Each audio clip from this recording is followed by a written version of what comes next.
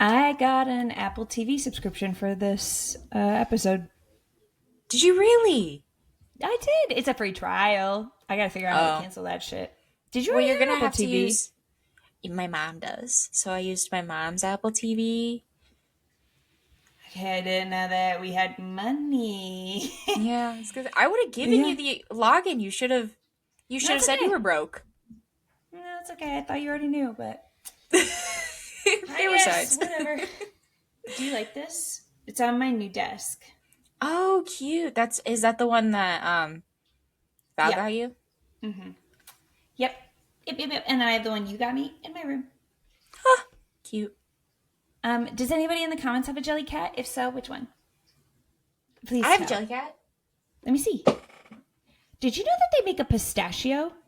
I did know Oh that. my god. Oh my god. Look at that precious little guy. This is Benjamin. He's a little devil, like genuinely like a little devil, and his little feet look like little middle fingers. Boy mom's talking about their son. This is Benjamin. He's a little devil. Genuinely, he's a little devil. Genuinely, I tell his father all the time. He gets it after him. He is just And a no little woman devil. will be good enough for him. He's my little No. devil. No, exactly. He's gonna play on the Devils. I swear he's gonna go pro in hockey. He I goes out there swear. for floor hockey. He just hitting the other guys with the stick, but I think that's He's so good good. probably. He's very aggressive. He knows how to get after it. Yeah, Mm-hmm. yeah, and he's been on final warning with his teacher for hitting in class, but Sure. we tell her it's part of the training to make it to the Devils someday. Do you know how expensive it is to play ice hockey in Auburn? You know what I mean? So he's got to play floor hockey. In the South, we don't really have ice rinks around, so I'm really losing it a little bit. It's getting a I little was bit North Carolina a little bit at parts. You know what I mean? Accent work isn't really the strength of this podcast, I don't think. I don't know what you're talking about. People compliment our accents all the time. They go, I like when you only talk about NASCAR in a southern accent. Yeah, Yeah, yeah, it's it part just of it. happens. It like possesses you. Well, I think that this is probably one of our more anticipated episodes. And I'm glad we're finally doing it. And it was just in time because it's now available at home. So if you didn't see this artistic piece of film in theaters, you can now watch it at home and then come and watch our review of it. Or you can watch this beforehand to decide if it's worth getting the Apple TV membership for. But today we're talking about the F1 movie. Now, tell me about the first time you saw the F1 movie. Did The you first time I watched it with see my it in mom and theaters? dad. No, Okay, no. I wasn't gonna pay for that. But it was back when you had to like spend like $40 to watch it, and so we just have it permanently on our Apple TV. I will say, I think I have a different view of the movie because I watched it for the first time with my mom and dad who do not watch Formula One. I think had I Mhm. gone and seen it like in theaters with you, completely different view. Yeah. But so that's where my I've only ever watched this movie with people who aren't as Don't deep in know the anything. sport.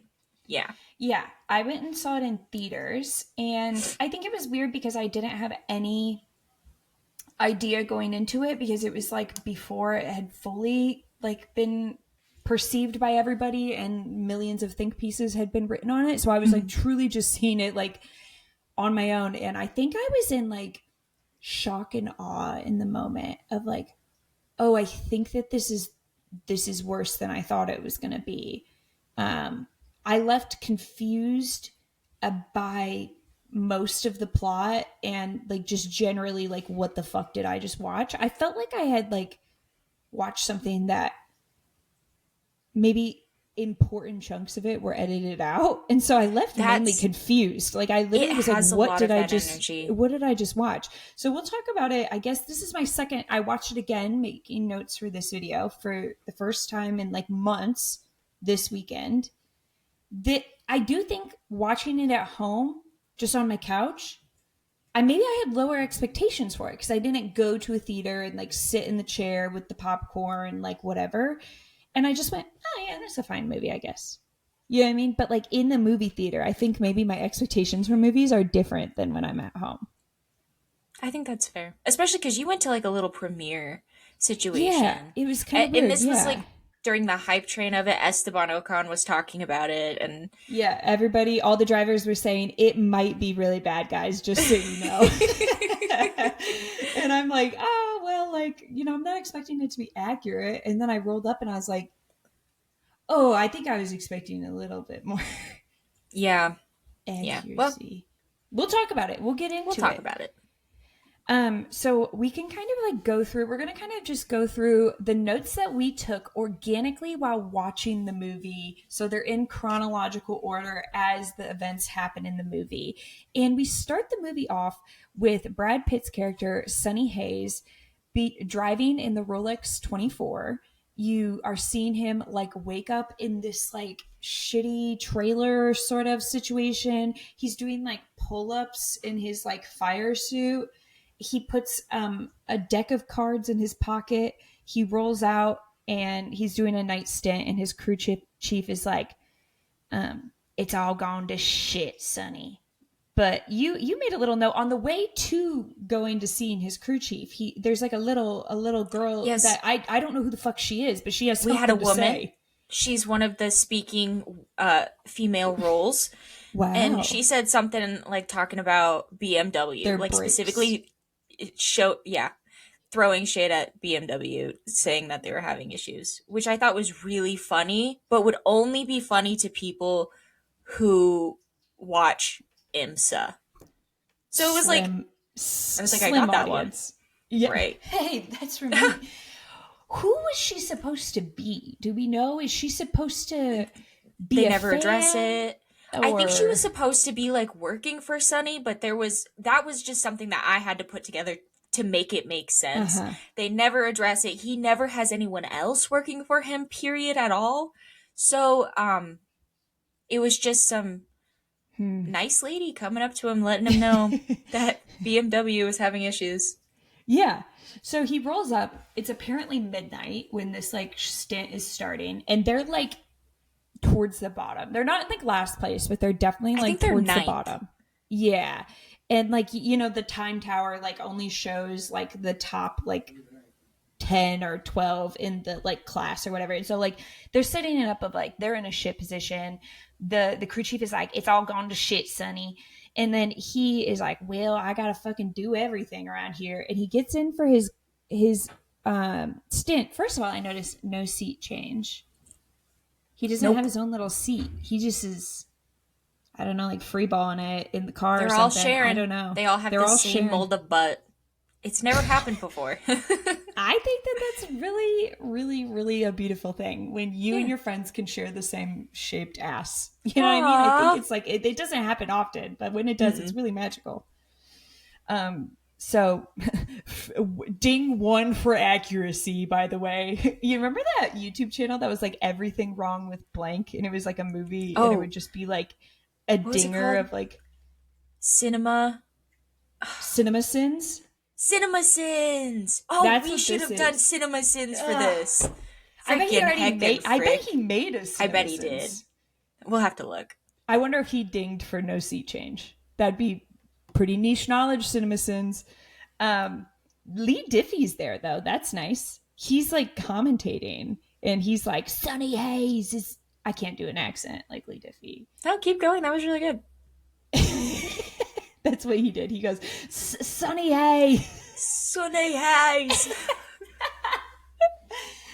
But yeah, they have Lee Diffie there commentating. Do you think that Sonny Hayes is deserving of Lee Diffie commentating?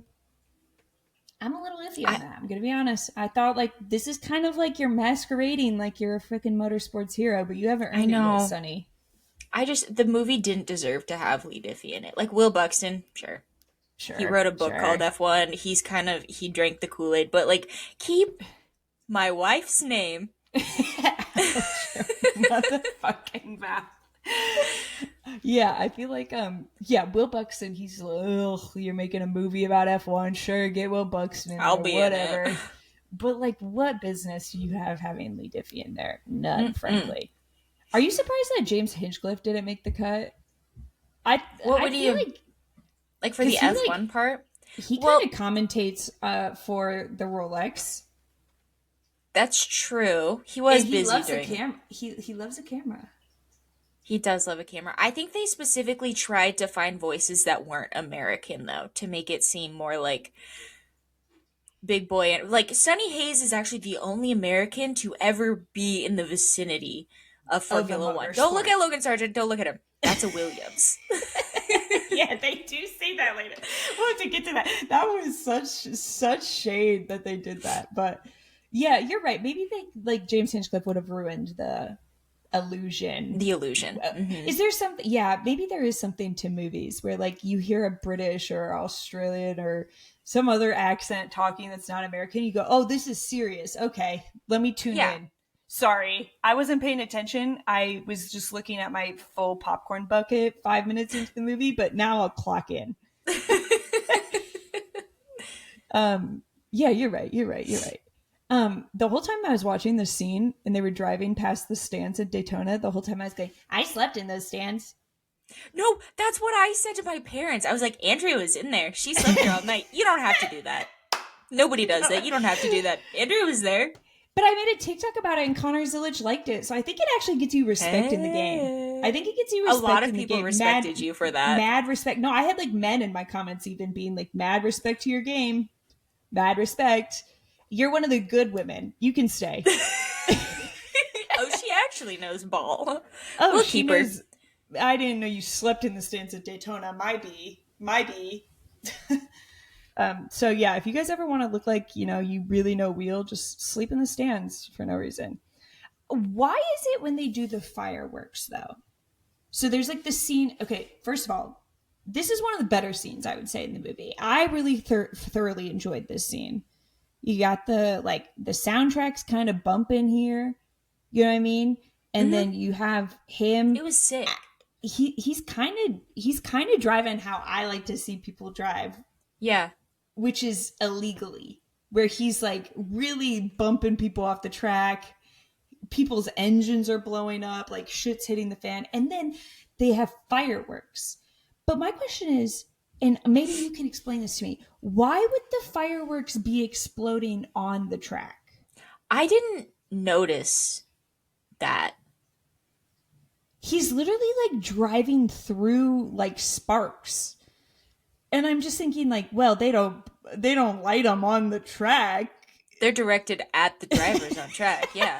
That's They- part of the magic they're of the blow- Rolex 24. It's a survival thing. It's like, yeah, it's just like one dude. It's like Roger Penske with like a bottle Shooting rocket. And he's like, people. I'm going to get the BMW next. I take that, Sonny Hayes. And he's just, Sonny like, Hayes. chucking fireworks at him. It was really confusing. And also, just like another CinemaSins point of information, the fireworks don't go off at midnight. Just so you know. Just so you know. It's 10 p.m. Actually. But he ends up doing his little stint, and they kind of set Sonny up here as the real hero. Because at the end of the stint, he has gone up like 8 or 9 first. places. Yeah, which is like I don't think I've ever seen that. Where in one stint in the Rolex 24, in one stint you make up like 9 places on track. Everyone On else track. pitted. They don't talk about it. Every single other person, they pitted. We had 4 DNFs, 2 mechanical failures, and then one guy, death by bottle rocket. They don't talk about that. Yeah, he got taken out by Roger Penske via projectile firework directly into the driver's side of his car. So that was a tough. Yeah, they don't talk about that year at the Rolex where 8 cars in front of him crashed. Nobody That's could what be happens repaired. at the nighttime, though. Like, that 100% could be why he moved up that many places. Especially if... Never mind. No, go ahead. I was just... No, it's going to be mean specifically to one person, so I'm not going to say it. But... Is You it also like mentioned... Is it somebody that we're known like it's like known? No, known to no. bully, or would it be a new bullying target? It would be a kind of a new bullying. Okay, then yeah, we'll like save it. We'll for save after the it. pod. It's new year, new me. I'm not going to do it. What did I say that you wanted to bring up? What did I was say just going that to was move so on to the cool? next, Oh, the next okay. bullet point. So on track, he's like fighting with another driver, like bumper car style. And then when the stint is over, him and this other driver apparently end their stint at the same time. Sonny gets out and tells the next driver, if you lose this lead, I just got you. I'm going to fucking kill you. And I was like, whoa, whoa. That is not how you talk to a teammate who you share butt padding with. Okay. You guys need to be kind to each other. Use your inside voices and be nice. But then you see the driver that Sonny was fighting with, like, come charging at him, and like there's marshals like holding him back and stuff. And it shows Sonny like subtly grabbing like a wrench. And Mm-hmm. I think that that's insinuating that if that guy charged at him, Sonny would have beat him with a wrench, which I He would think have is, we bludgeoned don't him. talk. I don't think we're Blunt talking force trauma. like I don't think we talk enough about how, like, what I took that as is they're setting Sonny up as like, just so you know, this guy would murder somebody. He'll kill somebody for race car driving. That was one detail that they brought up and they never like reiterated through his The character intent to kill. actions. The intent to kill. He doesn't seem like he gives a fuck any other time. Like But like, he could not be arsed. Um, but one other thing I wanted to point out that you didn't mention in your notes, but I have in my notes because I could tell that this was going to be a poorly developed theme. Before he gets in the car, he stops for a moment, like outside of, and you oh know, yeah, like we don't have the butt pad change, but he just stops, kind of puts his head down. He like takes a moment before he gets in the car. That's going to be important, in the sense that they try to make it important. And then another thing in kind of the same vein is there's a moment when he gets out of the car. I think it's before he nearly bludgeons that guy with a weapon. He you can kind of tell he's taking a moment and like his eyes are kind of doing a funny thing. It looks like he's almost like dizzy or sick, and then we immediately move on. Those are two like Easter yeah, like crumbs of things that they want to put in this film and make very important to the yeah. storyline.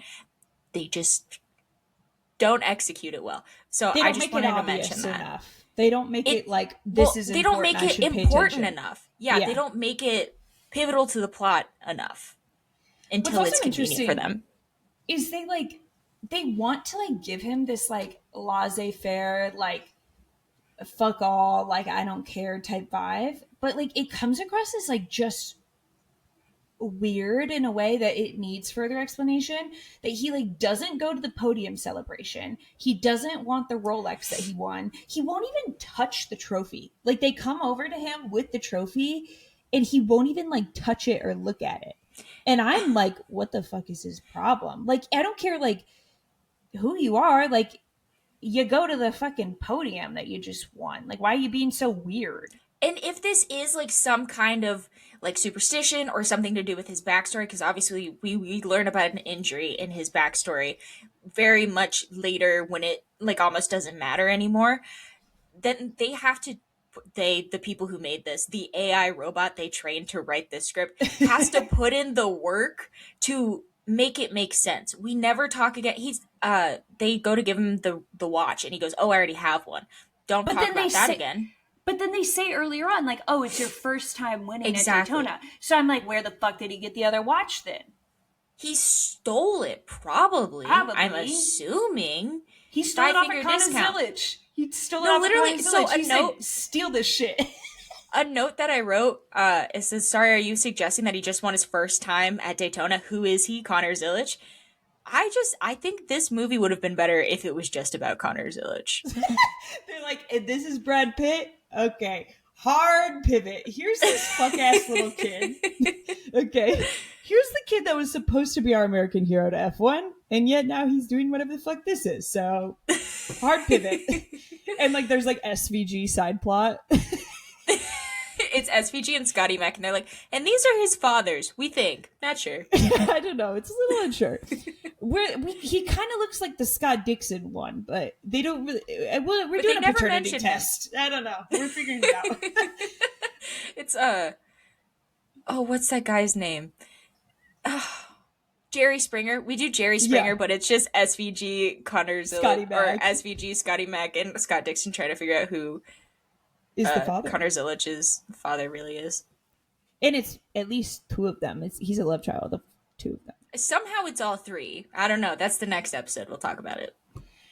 That's what the woke media wants you to believe a family is.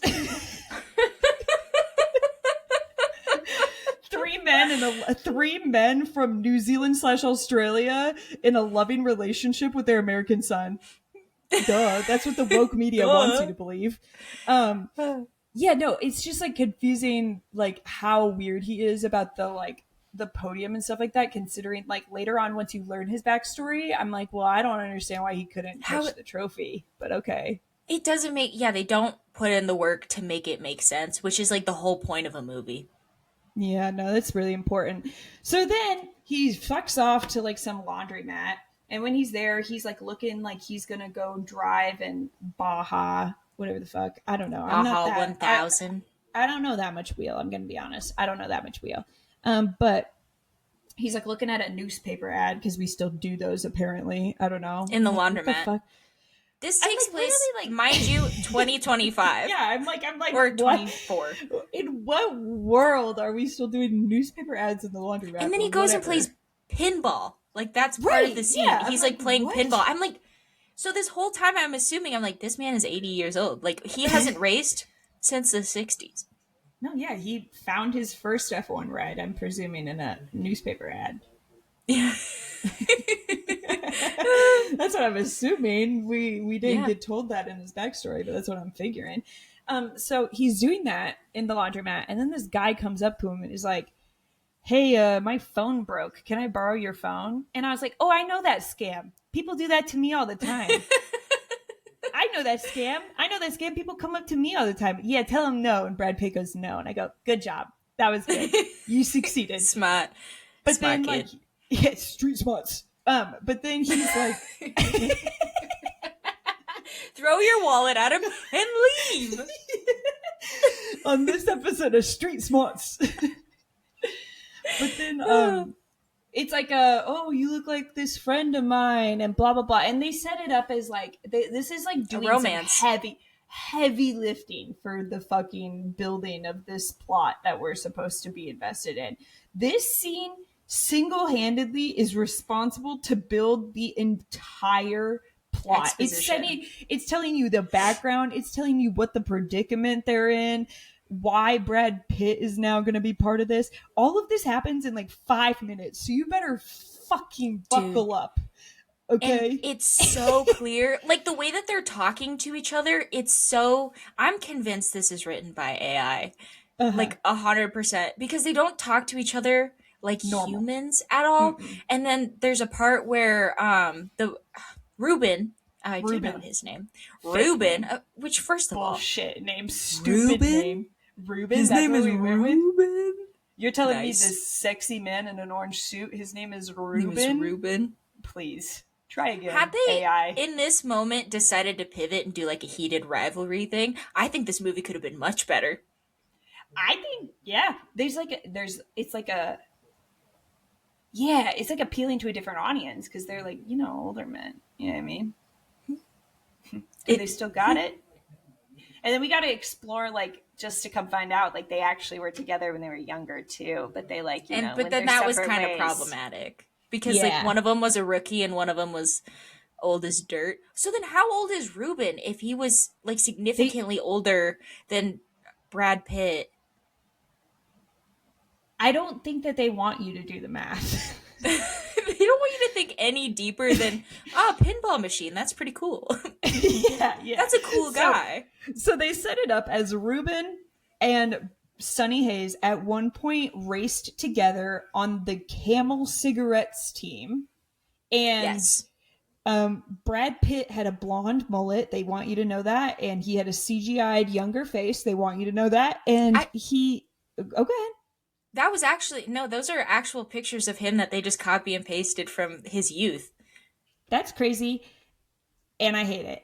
And then they want you to know that he raced in F1 at one point. He, for some mysterious reason that we'll discover later on, stopped racing in F1. Ruben bought this F1 team called Apex GP that is Ass.com the remix. They've been in F1 for 2 years, have never scored a point. He's like $300 million in debt. And if he cannot win this season, He's losing the team. The board's going to force him to sell. One of his drivers left for a better team. And I was like, in this world, by the way, all the other drivers are actual F1 drivers. So I'm like, who was Guess. it? I want you to guess who it is because I know who it was. I think it was Esteban Ocon. He seems like the type that would have been on Apex GP and was like, I have gots to go. Gotta get out of here. No, it was Oscar Piastri. Because you see, they announced that he was racing for Apex GP without his consent. Yeah. Mm-hmm. No, you're right. Fuck. I mean, good job, Oscar. You got the hell out of there. Nice. McLaren next. Okay. And so basically, they set this whole thing up. And he goes like, I want you to drive for me. And Brad Pitt, this is the part where I'm like, he's actually, me and him are on the same page here. He goes, you have entire talent developmental pipelines of kids in F2 and F3. Why aren't you getting one of those? And Ruben goes, I don't have time to have a rookie come in and get and learn just how to get third. I need somebody who can win. Later on, we find out Brad Pitt never won any races when he was in F1 the first time. He's been gone for 3 decades. He's basically a rookie. He's never drove. He didn't even drive a car with a fucking halo on it. He doesn't know shit about these cars. And we're supposed to be on Ruben's side. I'm already not on Ruben's side. I'm like, I think they should sell the team. I think you are not good at leading. The part that, like, it lost me so early, where they were like, it's been 2 years and they haven't scored, like, a single point. I was like, I feel like in F1, that's not that big of a deal, especially if you're still pumping money into it. The team or the board wouldn't make you sell unless you were... I mean, there were teams who were actively, like, in debt to their drivers, still racing. So I was already at that point, I was like, okay. This is a fake problem. I was like, this would never happen. But then the fact that we're going from, I think they didn't do a very good job of explaining to the audience, like, getting a point versus, like, having a win, like, how big of a difference that is. Because when you tell me that I've never watched F1, you tell me that your team has never scored a point. I'm like, they've never even finished a race before. You're like, no, you 2 are years. Ass. You guys are really bad. And then you find out how many drivers like come through F1 and never score a point in their entire career. Right. And I'm like, my favorite driver actually only ever scored 1 point. So you want me to be mad? We made a big deal out of it. I cried. Yeah. Still am. My thing is too, is that like, it's apparently halfway through the season in this fake situation that he brings up. And he goes, well, we have a really good upgrade coming. So I'm still not understanding the desperation that we have gotten to that we need Brad Pitt. You know what I mean? I'm like, it sounds like you have a good upgrade coming. You have half a season. You have a full talent developmental pipeline still. I'm like not understanding how we got to Brad Pitt. And that's why I'm like, well, if he still had feelings for him after all this time, then it would make sense why he's seeking out Sonny Hayes. Yeah. But like everything is pointing to like, you don't actually want him to drive the car. Like that's not what we're looking for here. But, and they have a guy like lined up because they eventually, spoiler alert, pull him in. So I'm like, why didn't you just put him in? Which they never show that guy's face, and I'm like, they show it once. Oh, really? They show it one time at the press conference right after JP has his Roman Grosjean injuries. Oh. They like pan over to him. He doesn't say a single word. He doesn't emote. He doesn't react. But we do see him, and they give us a name, and that's it. Interesting. So, what also kills me is that like Sonny Hayes is like, I don't need to go to F1. Like I don't. Like, I'm good. Like, I don't like living my life here. Like, I really don't give a fuck. And the selling point Ruben sticks with is like, you need to come to F1 because it's the only place that you can say, if you win, that you're the absolute best in the world. Now. Yuck. that is. And it works. Literally, that's what like kind of gets into Brad Pitt's head where he's like, yeah, you're right. I won like the Rolex 24. They talk about it later on, like Will Buxton's like doing a voiceover. And it's like, he raced in NASCAR. He raced in IMSA. He raced in IndyCar. He was a taxi driver in New York for a stint. Yeah. And I'm thinking, I don't think he's got to go to F1 to prove shit to shit. Like, what do you mean? Like, I'm And like, huh? realistically, had he done all of that, I think there would be zero to no interest in going to Yeah. F1. I don't know, but it worked. That's what did it. And so we then cut to Silverstone for mid-season on track with the car testing. Sure. Don't think that exists. I'm not like a total expert on F1, but I'm pretty sure that that's not how testing works. Um, I don't think you can just like go on track whenever and just fuck around in your car, And they but were the only whatever. ones there too. Yeah. And they introduced Joshua Pierce, or as Brad Pitt's character Sonny Hayes calls him, JP. I JP like coming it. at you, like Jake Paul's. No, stop. Don't do that. JP coming at you. Does Jake Paul say that? Yeah, no, I think his dad does. His dad that like has like problematic relationships with younger women. Oh I think yeah, he, I Daddy think he Paul. says, yeah. I think he says JP coming at JP. you. And Brad Pitt famously loves Daddy Paul. Now tell me, Brad Pitt's character Sonny Hayes does not strike you as a man who watches Jake Paul. Oh, 100%. He was like, yeah, no, he did win against Mike Tyson, and it was a fair fight. I don't care how Yeah, old Mike Tyson was. and he goes, I don't like how everybody gets on that Logan kid about that little mistake he made in that forest in Japan. I didn't really think it was that big of a deal. And they go, Sonny, please. Sonny, this is a meeting. Sonny, we just asked you what tires you wanted to start on. Now everyone's chanting combat, and you're talking about the the Logan Paul scandal. Severe and constant lack of judgment.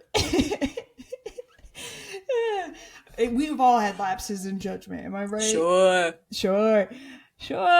Anywho, so we start off with this test. JP's putting in his time. He's out there killing it.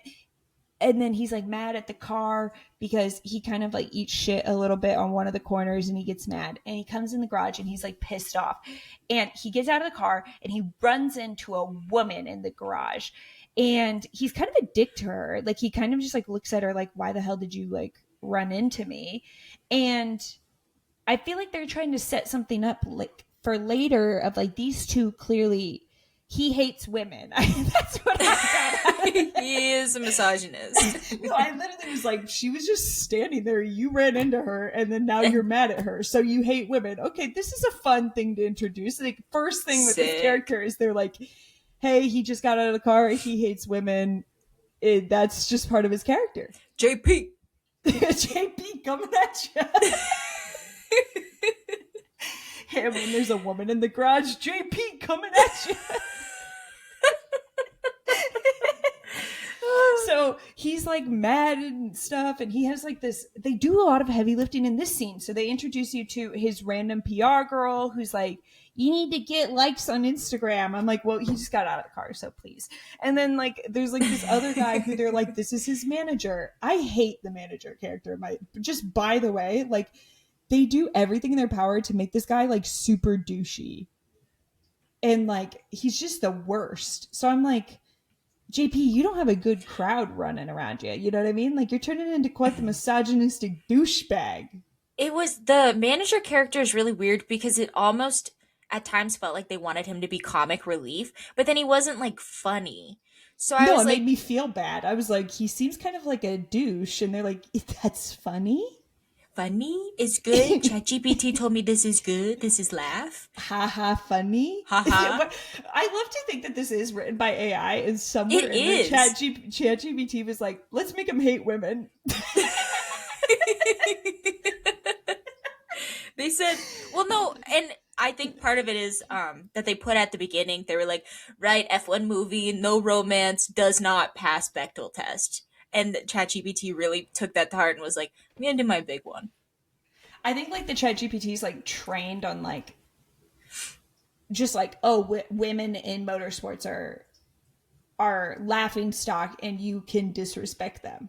Yeah, well, what we don't see, because there's clearly a lot of cuts taken, is how many Mhm. DTS fan jokes were made in the garage. They just cut Right. all those out.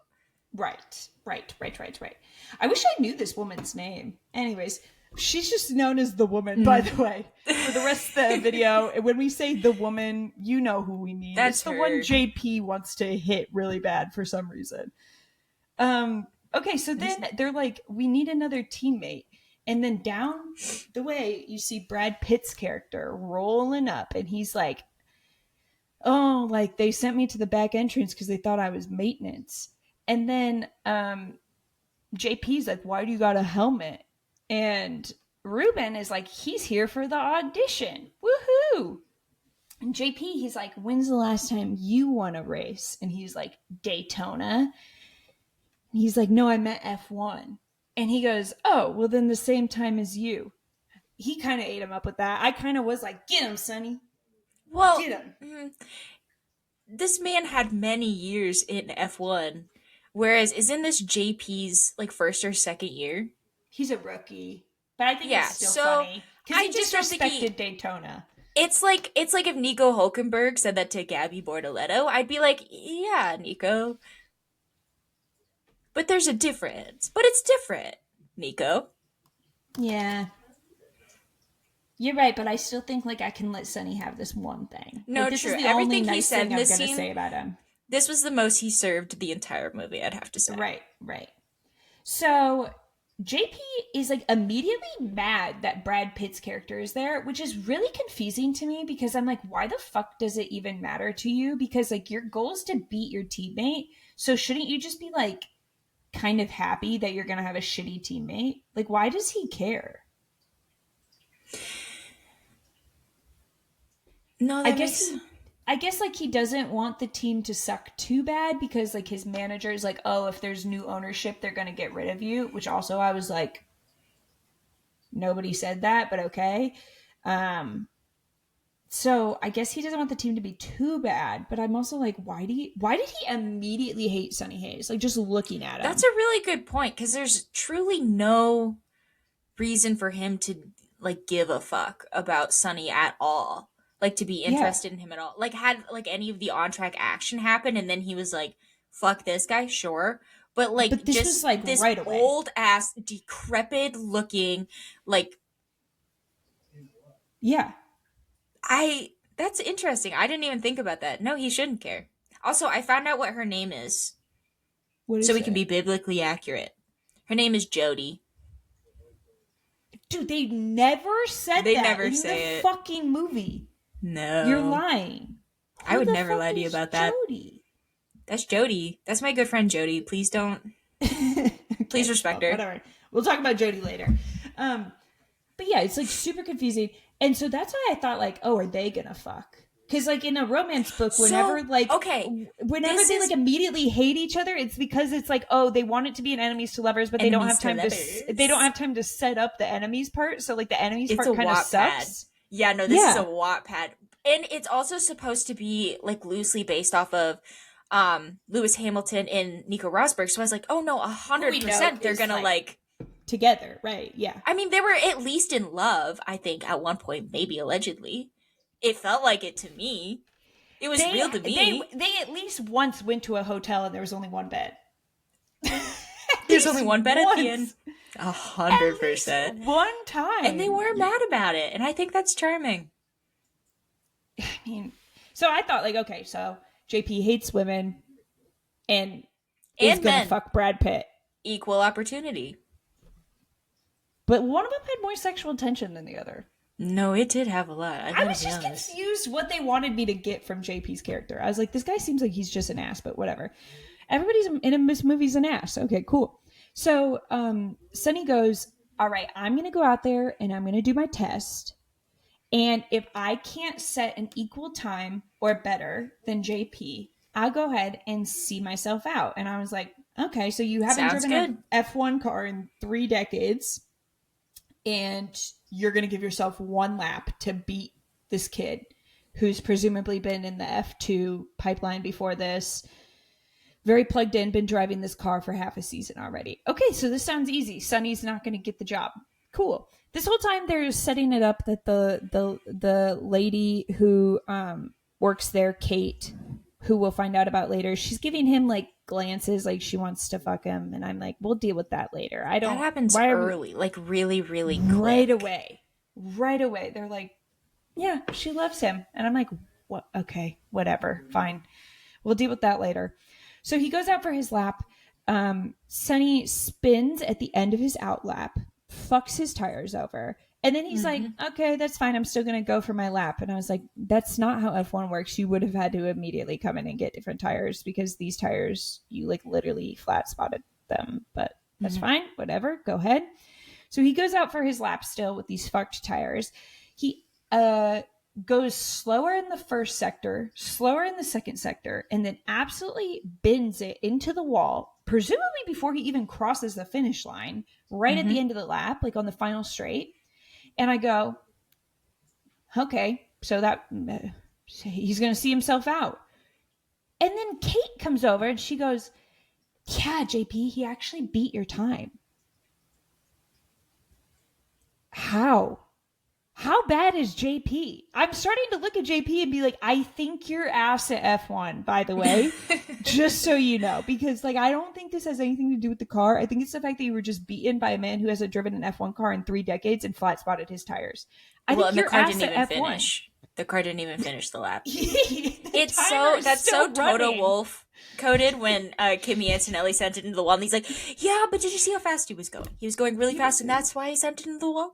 Fastest lap there would have been had he finished it." Had he JP. finished it, if you would have finished the timer at the time that I think he would have crossed the line, if he was still moving in a forward direction and had not Mm-hmm. bend it, I think it would have been faster than your It time, would have been JP. fast. JP. JP coming at you. Take that. But I'm literally like, why is Kate like feeding into this bullshit? Like, I'm supposed to like your character, and I immediately think Well, you're full of shit. and isn't she supposed to want the best for the team? So she's already having these issues with JP where she's like, you have to tell me what you need from What me the in the feedback car. is? I'm not in Yeah. the car. I can't figure that out. And then she sees this old ass motherfucker get in the car that she's like her baby and sends it into a wall. Suddenly, in my opinion, I'd be like, well, at least JP brought the car back in one piece. Sure, he was no help, but at least we had two cars at the time. Also, keep in mind, this is presumably in the middle of the season, like a week before a race. He absolutely bends it into the wall, pieces of carbon fiber everywhere. And nobody is like, fuck this guy. He Nope. sucks. No, Why would he do that? everyone was immediately hard. They were all like, that was really cool, Sonny. What the hell? And he gets out of the car and he starts being like, yeah, this is wrong with the car, this is wrong with the car, this is right. How do How you the know fuck that? would you know? You haven't driven a Formula One car since the cars that they drove in the 90s. And how did that go, Sonny? And you're gonna get into this car and you're gonna tell them everything that's wrong with it after you couldn't even drive it? I wouldn't trust you as far as I could throw you. Yeah. Yeah. No, I literally in this scene I immediately was like, okay, he's got them like dickmatized or something. I don't know what's going on here. Everybody I thinks hate Sonny's like that. everybody thinks Sonny's like hot.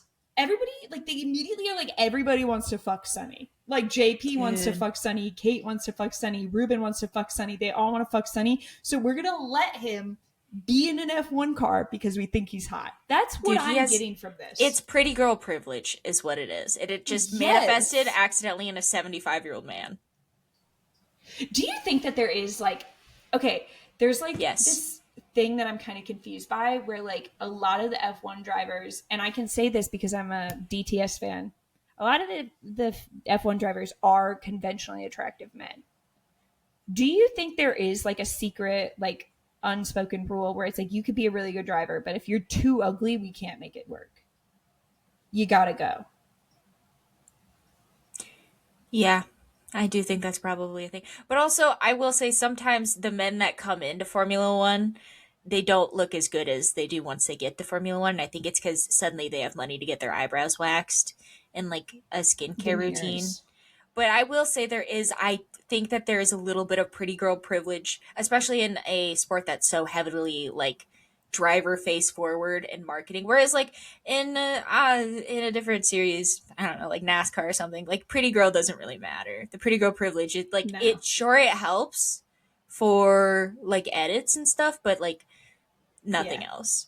I can like on like the like literally on one hand name hot NASCAR drivers, and maybe on the Like other current hand, NASCAR drivers or like I in the think past. we're going historical too. I'm I meaning was all gonna say. NASCAR drivers ever, all NASCAR drivers ever. I can give you 5 that I'm like that's a conventionally attractive man, Yeah. and then like IndyCar maybe another 5, I think IndyCar probably has.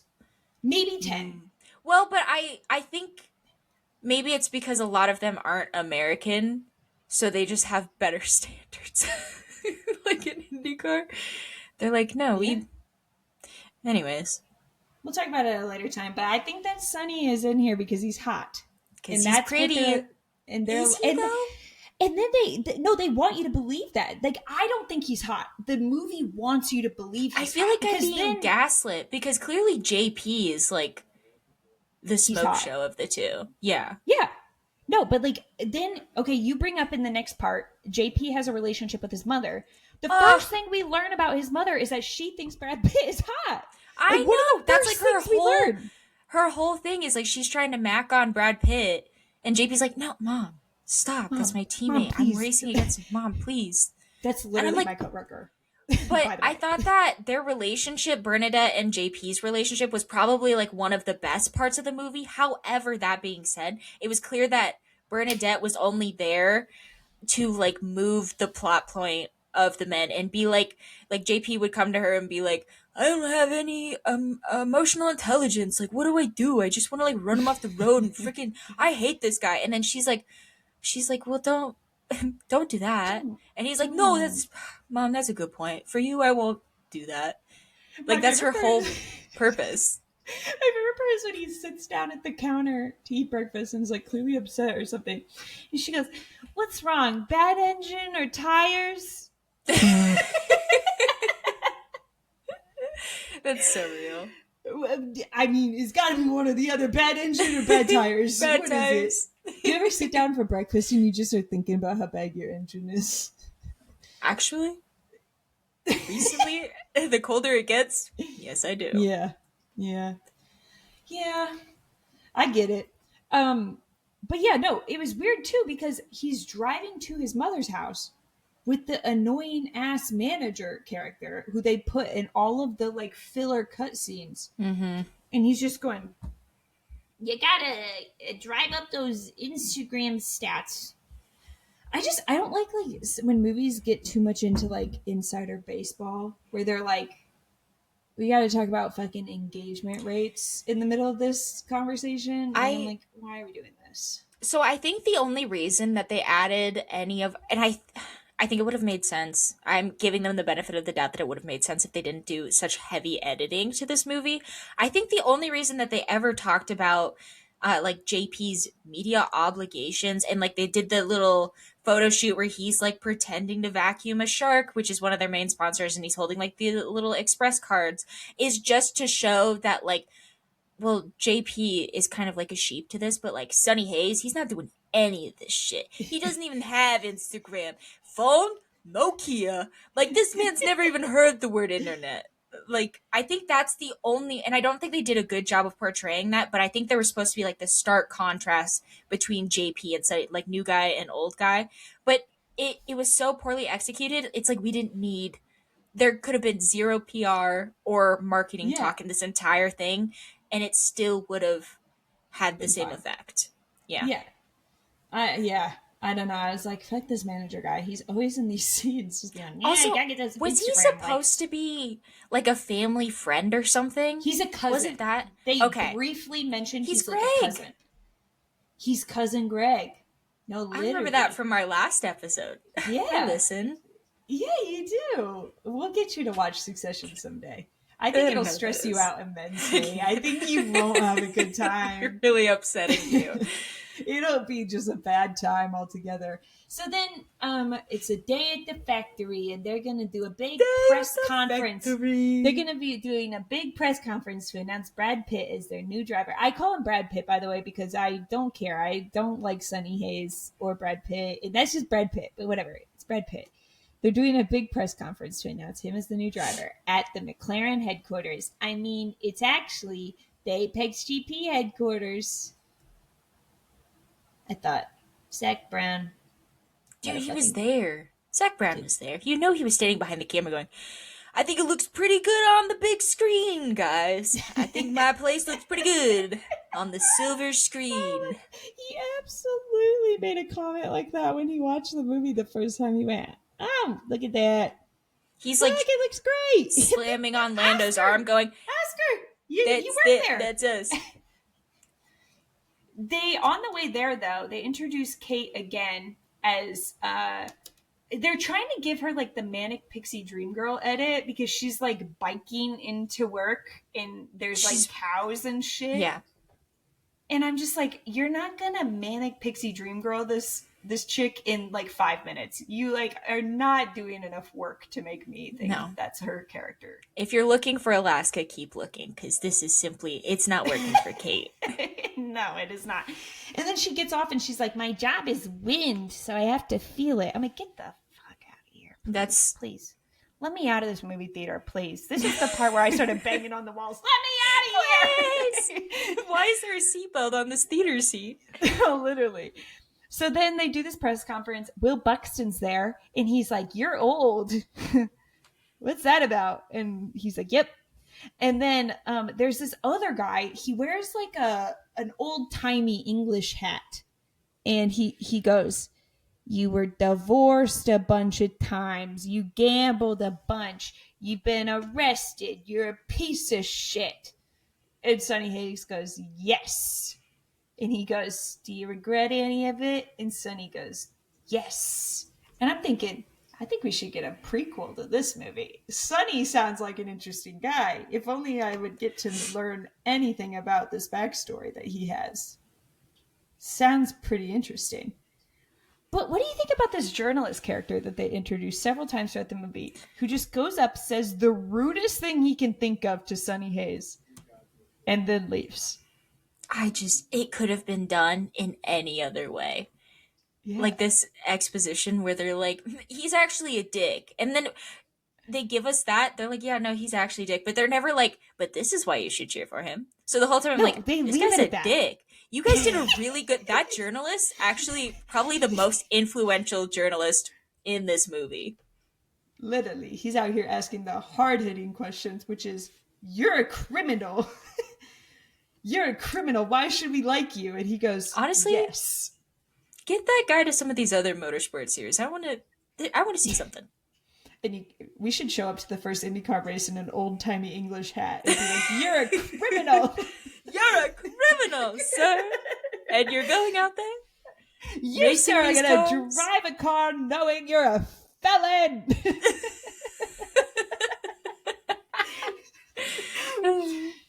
Joseph's going to have beef with the media again this year, and it's going to be us in old-timey English hats. Why, Joseph! Why did you stop Bus Bros, Joseph?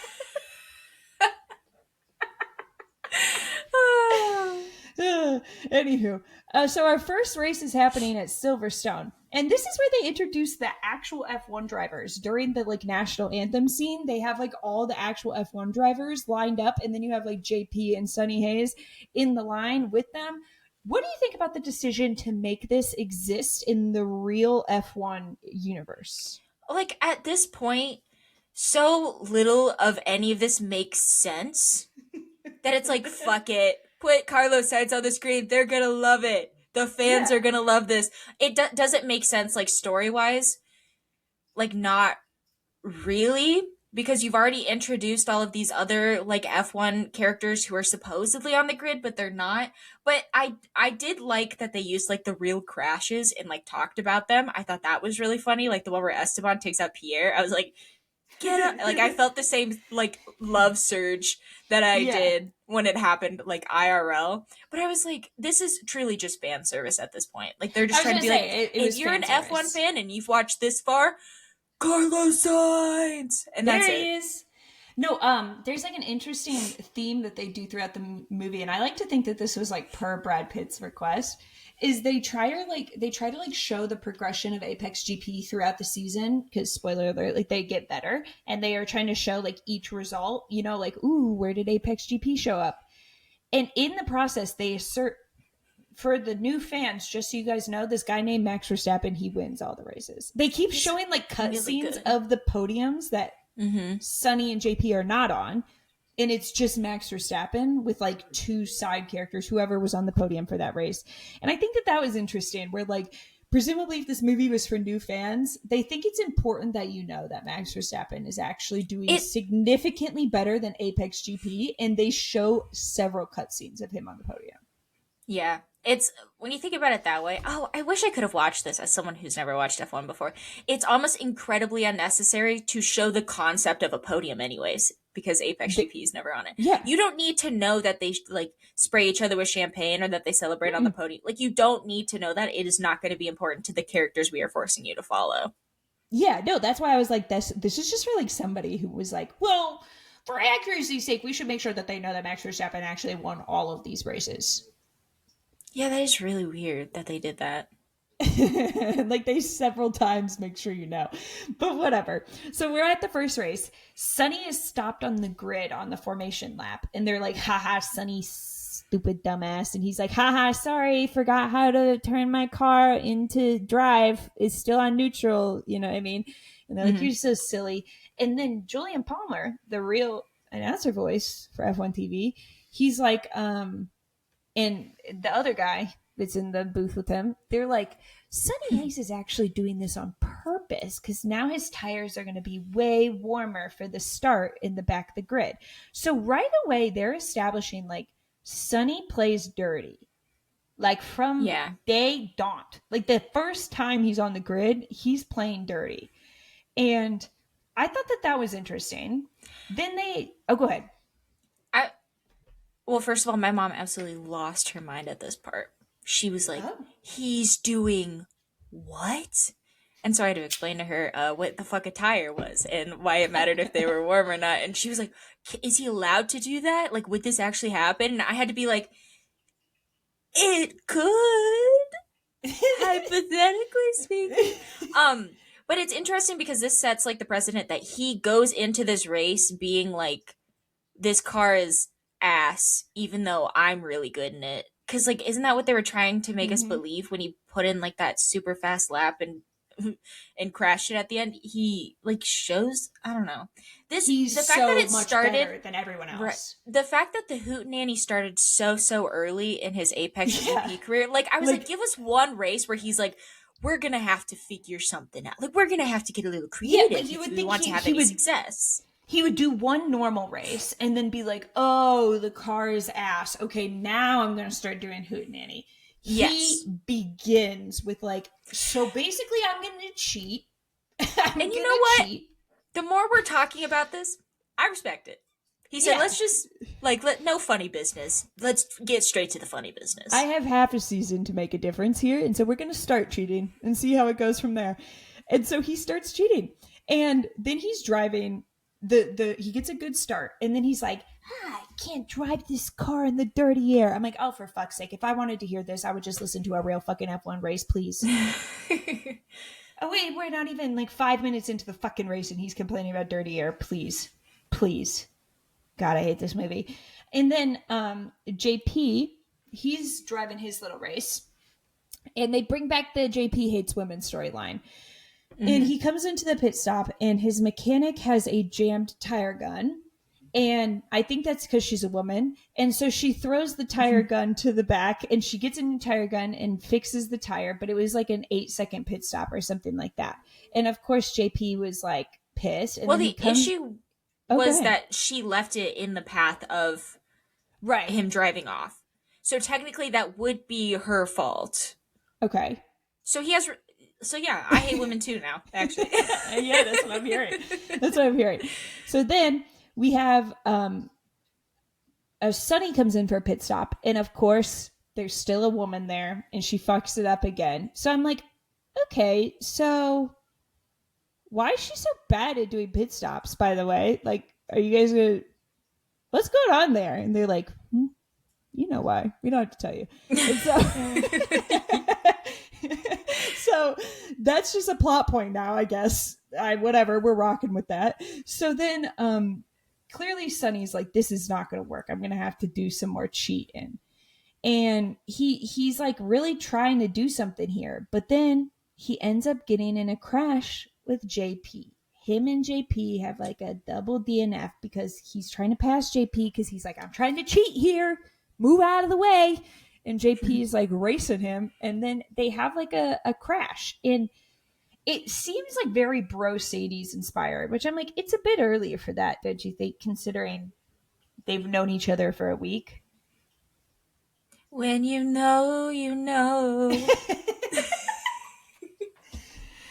But whatever. So when we get back into the garage, first of all, JP's like, he's at first like, first of all, who the fuck fucked up my pit stop? And they all go, the woman. And he literally says, this is Jody. Guys, Jody. They go, Jody sucks. And he literally, guys, I cannot stress this enough. This is a direct quote. When he said this, I literally went, once again, this is the JP hates women storyline. He goes, of course. That is so wild. How am I supposed to perceive that any way other than JP hates women? I don't know. Of course. No, like literally, I was like, what is this, a TikTok comment section? He just sees a woman doing bad at something motorsports related. He just goes, of course. Of course. He kind of had my mom on that train because there was a moment. Oh God! I hope she doesn't listen to this. Your mom, she's like, you know what? Now that he brings it up, why is a woman there? What is a woman doing there? No, because there was one point, like they go back to the pit stops, and I have a quote on my doc that says, from my mom that says, "Don't fuck it up, lady." And my mom doesn't swear, by the way. I know a DEI hire when I see one, Jody. Jody. Aw. No, Jody. Whatever. So then, of course, JP and Sunny are mad at each other. Don't worry, guys. They'll work it out later, I'm sure. But they're mad at each other. And you go, what a freaking freak, dude. Why are we both DNF? Now everybody else is racing and we're still here in the garage. What the freak, dude? It's like, I just am like, oh my God, you two, please. Like, just go back to your little rooms and shut the fuck up. Like, they're fighting in the garage, like in front of everybody, in front of the cameras. Like the press. Yeah. It's like so embarrassing. Like, at what point is it like, you know what, Sonny, like, you gotta be the adult here and walk away. You know what I mean? That's part of being a grandpa. You gotta take your L's and walk away. I mean, he's easily, 40, 50 years older than this guy? I'm surprised he has enough energy when he gets out of the car to push JP around. Fight him. He goes to punch him. Oh, I would really swing at you if my arm didn't hurt so All bad. of his bones shattered. Why I oughta. He opens a can of spinach so he could really take on JP. Why I oughta. But then they show like JP. I think this is when Sonny goes and has his ice bath with the tires for some reason, and then I think Jody comes in there and she's like, sorry, and he's like, it's okay, you're a woman. I want you to know I accept you for that. Kind of. I think I might be paraphrasing. It's something along those lines. I accept you for that. Are you married? Okay, you don't have to. No, I respect you. Are you single? Are you seeing anybody? You're above 18, right? They don't hire minors here. How old are you? Jody, we'll have to talk some other time. Jody, I think I'm really starting to like you in our uneven power dynamic. I think I could see a future here. Why I oughta. Would you like to be the Olive to my Popeye? He just starts making Popeye references. I think that would have been funny. ChatGPT would never. No, that's like the thing is that ChatGPT is never going to take our job as real comedians because they would never make that joke. So then we're supposed to believe that Kate and Sunny have some sort of chemistry. I'm not really buying it. So Sunny walks in to the fancy sci-fi looking room where we're supposed to believe they're doing engineering stuff with a fake fucking hologram of the car and shit. I'm like, okay, whatever, Star Trek scene we're It's watching giving right the now. Incredibles like suit scene where all the suits Yeah. go through the. That's exactly what it was. I was like, I've seen this before. This doesn't impress me. I'm like, okay, Bring out the science. flamethrowers. Make it stretchy. See, ChatGPT would never think of that joke either. So, whatever. He comes in, he's like, oh, gross, a girl doing science. Do you want to go to breakfast on a Yuck. date instead? Instead of you doing sciencey gross shit all day, let's go to breakfast and talk about this car that I'm going to design. So they go to breakfast, and he comes up with this great idea that Kate has never thought of, which is he goes to McLaren and Mercedes and Aston Martin, all these other teams. They're beating us in the straights. We gotta beat them in the corners. We gotta build this car for combat. And she's like, that's not safe. And he goes, I didn't say it needed to be safe. He goes, listen here, toots.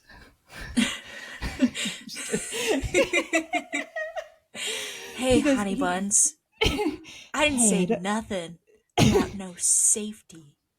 Hey, I had a fresh can of spinach this morning. I'm ready to die for you.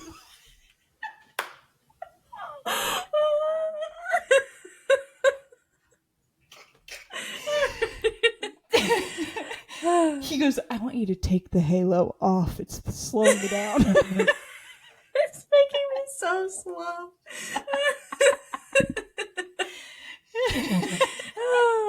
He goes, I don't have nearly enough CTE. I need way more.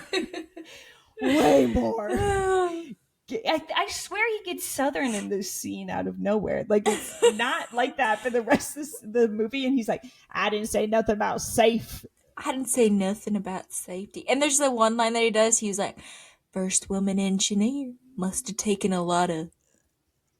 And then he doesn't say balls. You know they wanted to make this movie in the 90s so bad. They're like, God, dude, these would have the best misogynistic jokes so if those were good. allowed still. God. It's like when Days of Thunder where they got to disrespect the doctor because she was a girl. I wanted to do that, but now we got to make it for the woke mob. We got to make this movie for the freaking woke-minded elites. We can't even harass this girl on the job anymore. What the flip is just the like fun a little in that? bit in the workplace. Like, we could just make her uncomfortable in the workplace and like really push the boundaries, but like that's fine. They do that in F1 all the time. It's just biblically accurate. It canonically correct. Yeah, like we have It's to canon. make her. It's a part of the canon. You're supposed to harass the female workers. That's what my friend Christian did. That's what they said. Yeah. My good friend Christian Horner, he said that they all do it. I mean, he said that everybody does it, and that makes you a better team. He said that. Yeah. He said his car got faster when he started harassing women. He said something about like the team really comes together through like I think he said like trauma bonding and something about like, you know, when you make the woman feel really uncomfortable, she feels like she can't go to anybody for support, so she sticks with your team for longer. It's like a thing. It's like a thing that they do. He always said a happy workplace is a slow car. Always said that. Yep. That's what he said. Yeah, I wonder what he's up to. Anyways, so she basically is like, so you're the dumbest piece of shit I've ever met. I'm not redesigning an entire car for you in 1 week. You can eat shit. You can fuck off. You are a loser. So, this is where she gives the famous line of, they're saying it. I can't do a Scottish accent. They're not a... No, that's good. If you need to, you can always slip back into the Lee Diffie thing you were doing earlier. Take your time.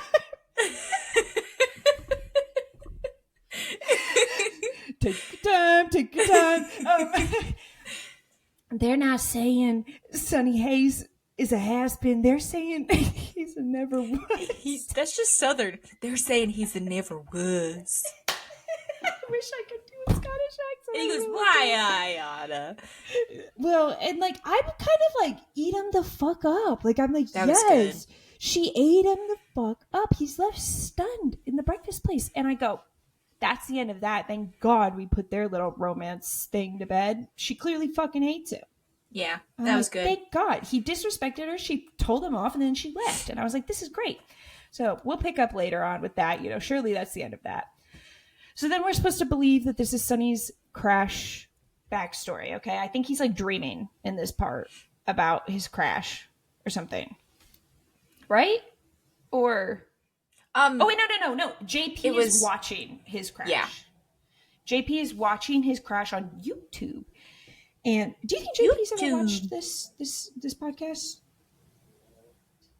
Oh, 100%. He's a good listener. Good listener? He's a good listener. Aw, JP, are you a good listener? No, because like we're on YouTube.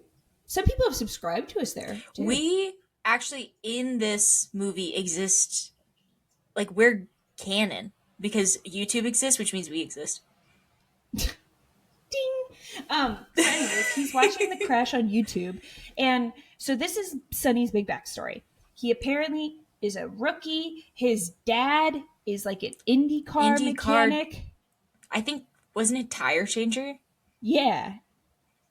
And he's like introduced with the blonde mullet. For Joseph Newgarden. Yep. He blended the attenuator. So basically, Sonny Hayes' dad is good friends with Tim Cindric, I think. And like because they're like the same. No, because Tim Cindric's like the same age as Sonny. He's younger than Sonny. Because how old is Sonny? 65? Every time we say it in the podcast, he gets older. By the end, he's got to be at least 90, I think. We're trying to figure. So who would have Sonny's dad known? I don't think he knows anybody that we know. Nobody. Wait. Sorry. He turns 61 in. Oh wait. 61?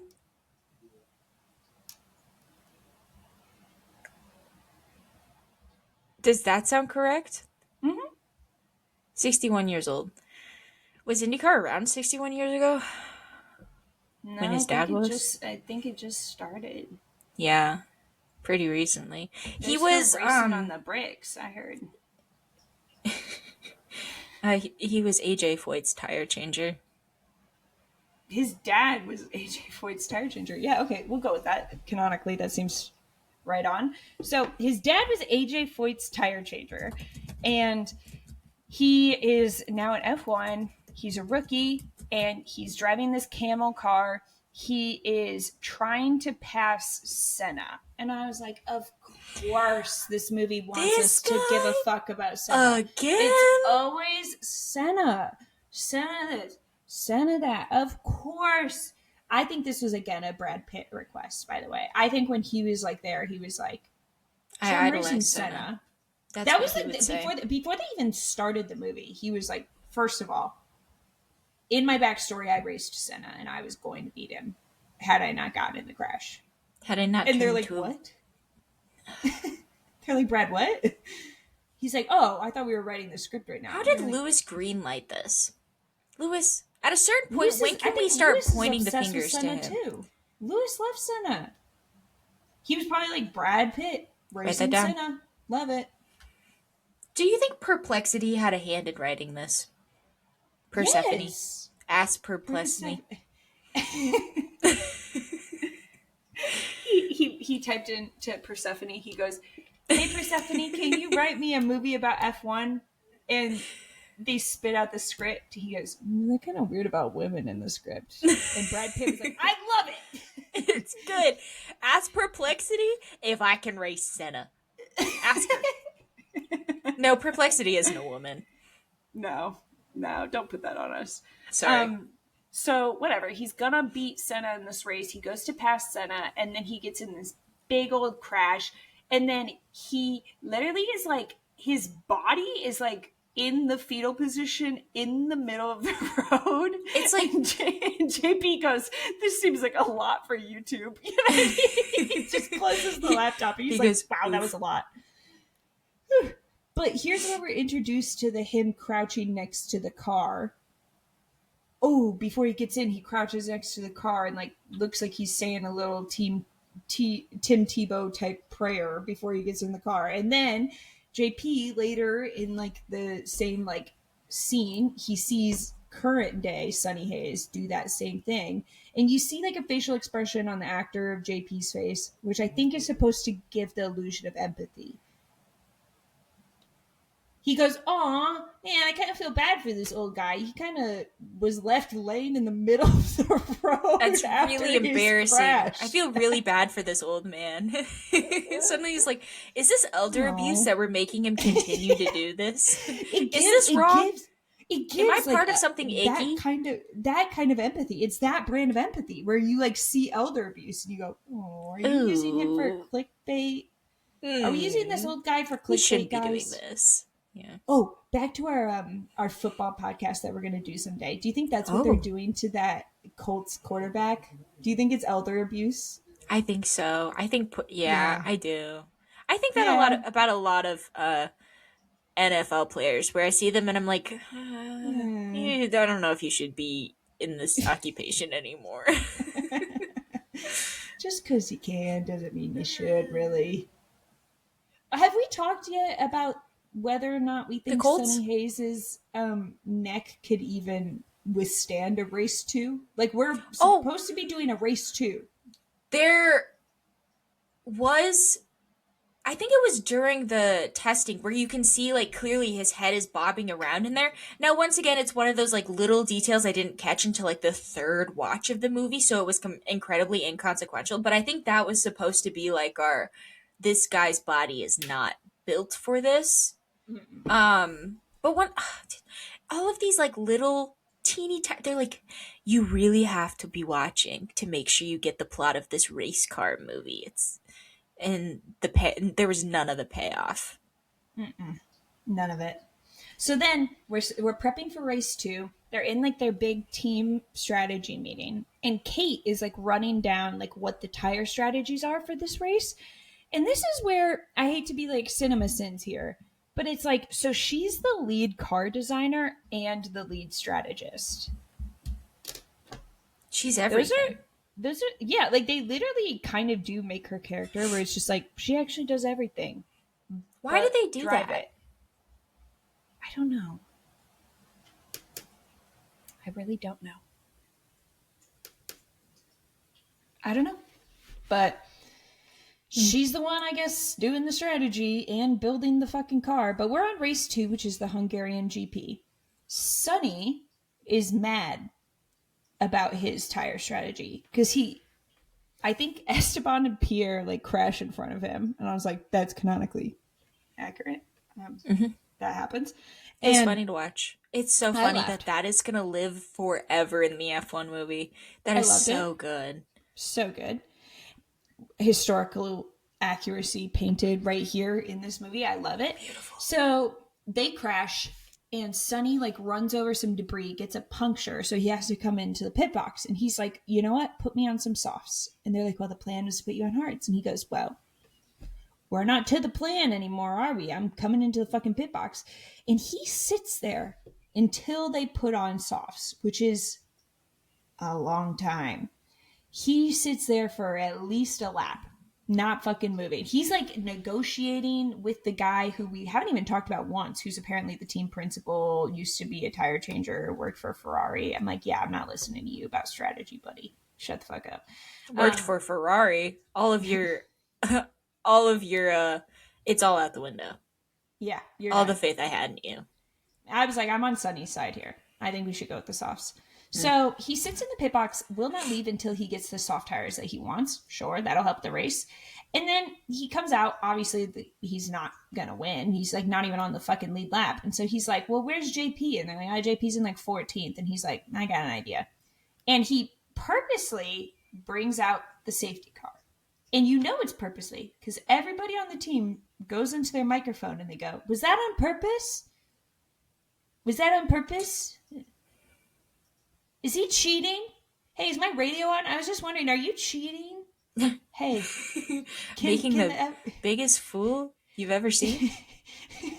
So then we're like, okay, so we're cheating again. That's interesting. We cheated in race 1. We're now in race 2. We're cheating again. This was the one where I actually was in the movie theater. Like, there's no way this is the plot that they're going with. Like, these people that are sitting next to me in this theater who have never seen F1 before, we want them to believe by race 2, we are to the point where we are doing Crashgate.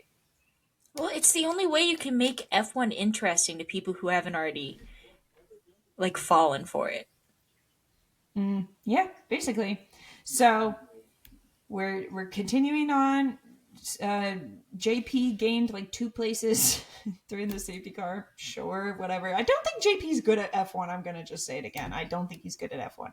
He's fine. He's like so, Pierre, I'd say. He's probably like that level. It's like, well, he's a warm body. He's got money. Yeah, just throw him out there. I don't know.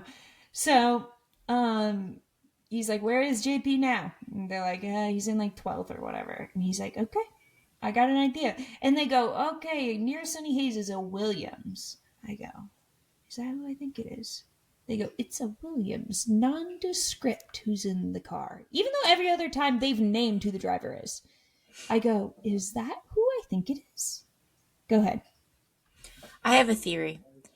I have a theory of why they didn't say the name Logan Sargent. And I think it's because they were trying to go for the most American name possible with Sunny Hayes.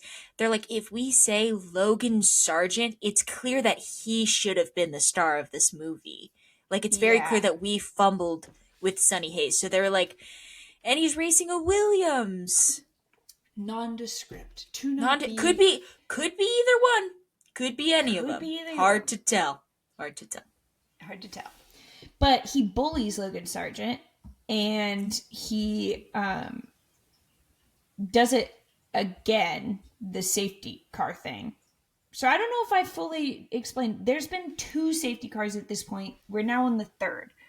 So he's purposely brought out the safety car 3 times in a single race. That, I think, is enough penalty points for a race ban. Right off the bat. Is it a penalty to bring out the safety car? Purposefully, yes. I believe so. But how would you know? Causing a collision is a penalty. Does the British bias work for Sunny Hayes from the FIA? I think that they think he's hot. There you go. Pretty girl privilege. So, in all of this, JP manages to be fighting Lance Stroll at the end of the race for 10th. And he beats Lance Stroll for 10th, gets his first point. They act like this is... They're in Parc Fermé for some reason, like celebrating after the race. I'm like, they don't let you there to do that, by the way. No. But, I mean, the point is a big thing. I don't think they express enough how... do they ever tell us that the top 10 get points? Is that, like, something that maybe Will Buxton does in the background that I just, like, kind of tune at this point? Because we know that. I think that they assume the audience picks up on that. Okay. Because that would be incredibly confusing if it was the first time I ever watched that. But, I mean, a point is a big deal. I get that. But they don't ever tell us that that's a big deal. Like, I'm just assuming that this team sucks ass and everyone else is getting points constantly. Yeah. Yeah. Interesting. And so then they have, like, the post-race press conference. For some reason, Fernando has, like, a purposeful scene where he doesn't say anything. He just comes up and pats Sunny Hayes on the back and is like, good one. And I remember when they filmed that, I was like, I can't wait to see the Fernando cameo in this. And then we did. It was great. That's part of the fan fiction. Ask Persephone if Fernando Alonso can say I did a good job and was good boy. Ask. ask her if he's... Does she, is he available, you think, to film Persephone? Do you think he's going to be in Hungarian Grand Prix time? Do you think he's free? Persephone? Do you think she's free? Do you think... No, I mean he's free. Do you think he's free? The love of my life, Fernando Alonso. Sorry, I didn't mean to misgender him. Ask Persephone if he's free. If she's free. If he's free. Either one Ask. of you guys. If either of you guys are Louis, available for a ask date. Persephone right now. Louis, please, can you text your friend Persephone and ask? Louis, I know you don't like Fernando a lot, but can you please be in our movie? Please. Please. Please, I know you don't like him, but I like him a lot because he's old Just just like me. just see what Persephone thinks about it. I just see what Persephone thinks. Can Persephone do like a poll with the fans and say, do you want Fernando in the Chat. movie? Chat. Persephone asked chat to ask Persephone if Fernando Alonso. God, I fucking hate this podcast.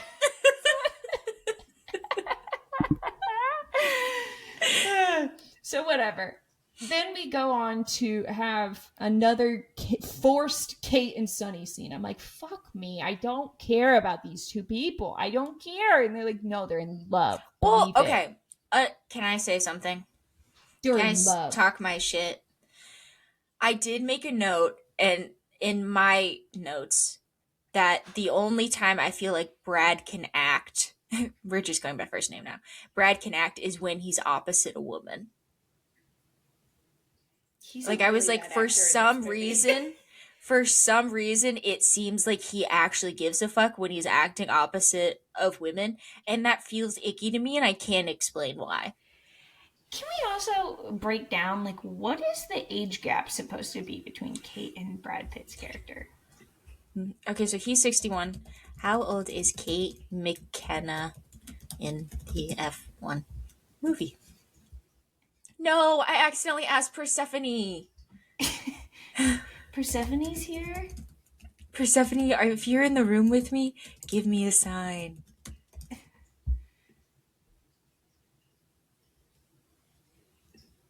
It says that her age specifically isn't specified.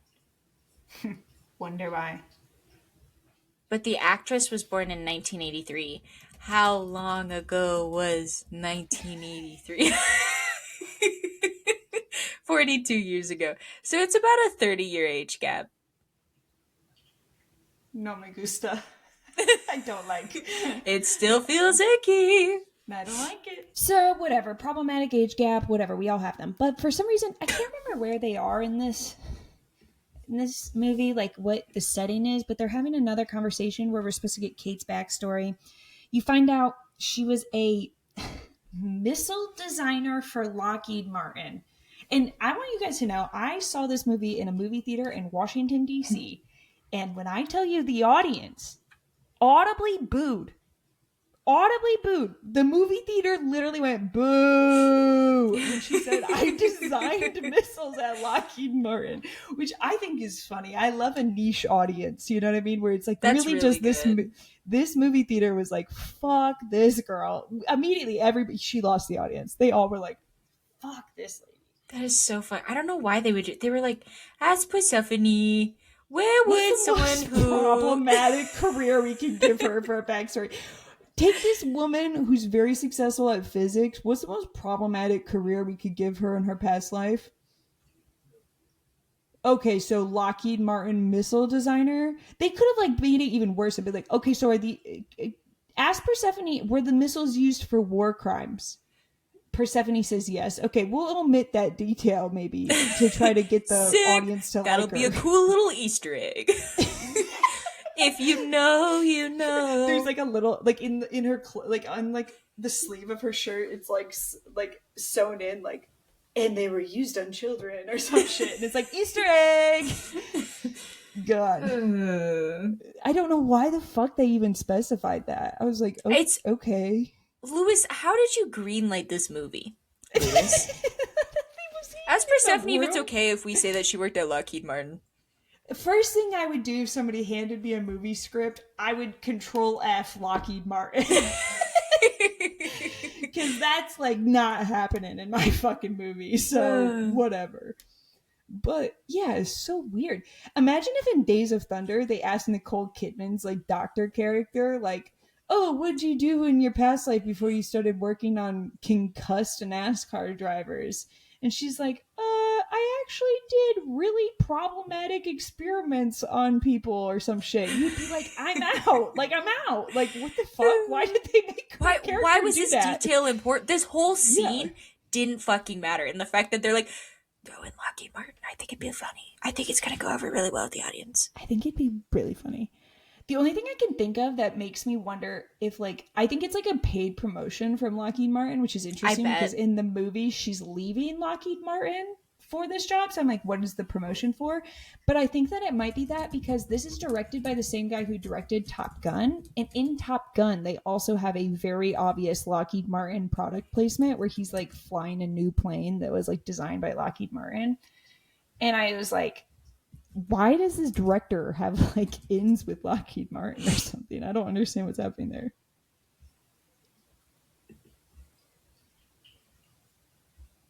Yeah, What did everyone on the Persephone internet say? assumes it's. Persephone says it's product placement. Weird product placement, but okay. So whatever, Kate says that her backstory is that she worked at Lockheed Martin in missile design. She got this opportunity to come work for this F1 team, I guess, because that's how the F1 industry She works. They found it go on to LinkedIn. Lockheed. Yeah, they go to Lockheed Martin and they're like, all right, I don't care if she has any experience designing cars, we'll take her. She designed a missile, and we're building a missile here. Missile pretty fast. Car pretty fast? Question mark. Thoughts? So she's like, I want to take this dream job. And at the time, I was married, and my husband and I ended up getting a divorce because I wanted to follow my dream.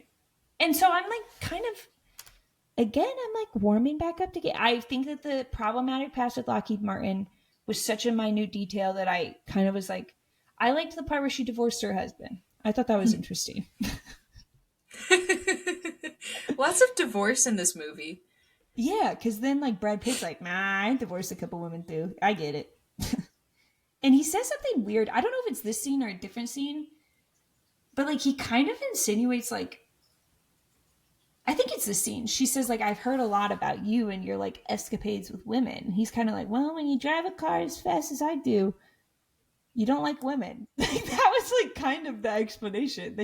He did some weird thing where he was like, you learn who you can trust in your life or some shit. And I was like, what? You think that they're trying to steal the Krabby Patty formula and sell it to Ferrari or something? They're texting Like, what do these BMW. women do to you? I'm like, what? Dude, I can't. He's so insufferable. He's not that pretty. He's not pretty enough to be this insufferable. Like, he's past. Are No. we allowed to say he's past his prime, or is that, like, Yes. ageist? Yes, he is. And I also am like, you know what? I liked the part in the last scene where Kate got mad and stormed out and told him to fuck off. I wish she would do I that like again that. in this scene. I liked it when she said, eat shit and die, Sonny. Yeah, but she didn't do that this scene, so that sucks. I think they're starting to fall in love or something. I don't know. Race 3, Monza. So Sonny Hayes is doing a Fernando Alonso style DRS train where he's like holding up the whole fucking racetrack so that JP JP. can score a point. And he also does the safety car thing again. And I'm like, you got to stop doing that gimmick, dude. It's like you got to find something else. Then it starts raining. And Joshua is like, I'm going to stay out and not get wet tires because that's what Sonny Hayes is doing. And I'm just as good as Sonny Hayes. And in doing so, he hits a rock and proceeds to fly through the air. Like not a little bit. Like fly. Like pretend the rock is a ramp. That's what they want you to believe Yeah. happened here. And it spins multiple times mid-air into the forest. And Past then the tire barrier, past the safer barrier, into the forest. And bursts into flames immediately. In the rain, allegedly. you hate it. apparently. Yeah, and you know you can't start a fire in the rain. So, already, that doesn't make any sense. Cinema But it's sins. wet. Ding! Ding! Take that, F1 movie. Everyone knows fire hates rain. Ask Persephone if fire hates rain. She'll say yes. Lewis brings that up at the meeting. How is the fire starting if it's raining? They go, Lewis, please. We asked Persephone. She said it's possible. She said it could happen. Please, Lewis, keep it to the professionals here. So Um, he's in the forest on fire. Sonny gets out of his car, runs out, and I don't know. I don't He's in know. the forest aflame. You know what I mean. I hate it when that happens. And so Sonny comes running out with the fucking fire extinguisher. He's trying to help JP in the way that he was never helped when he was left in the middle of the road to die. And Oh, that's it's a what you got very from that? yeah. What did you get from it? I think that's what I that just was thought he supposed to was be. like, I thought this whole thing was like a white savior thing where he was like, don't worry, I'll handle it. AMR safety team, suck my dick, hand me the fire extinguisher. I'll get my grubby little mitts in there. I don't care if it's too hot to touch. Let me put him on my shoulder and pull him out of here. I full on thought it was just like, look how cool Sonny is. He's also part-time firefighter. No, I think it was like supposed to be a tie to his backstory. But what did he expect them to do? You're not supposed to move a body that has did he want He the fucking marshal to destroys. pick him up like he's little decrepit Voldemort and put him in a little chair and push him around? Like what did they want from him? I don't know. I don't know. He's working through trauma, MJ. I don't Dude, know. go to therapy.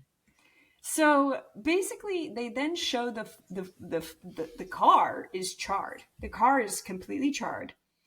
They basically kind of like apparently the crash was supposed to be inspired by Grosjean. He like burns his hands in the same way Grosjean burned his hands. But that doesn't make Um, sense because he didn't get himself out of the car, right?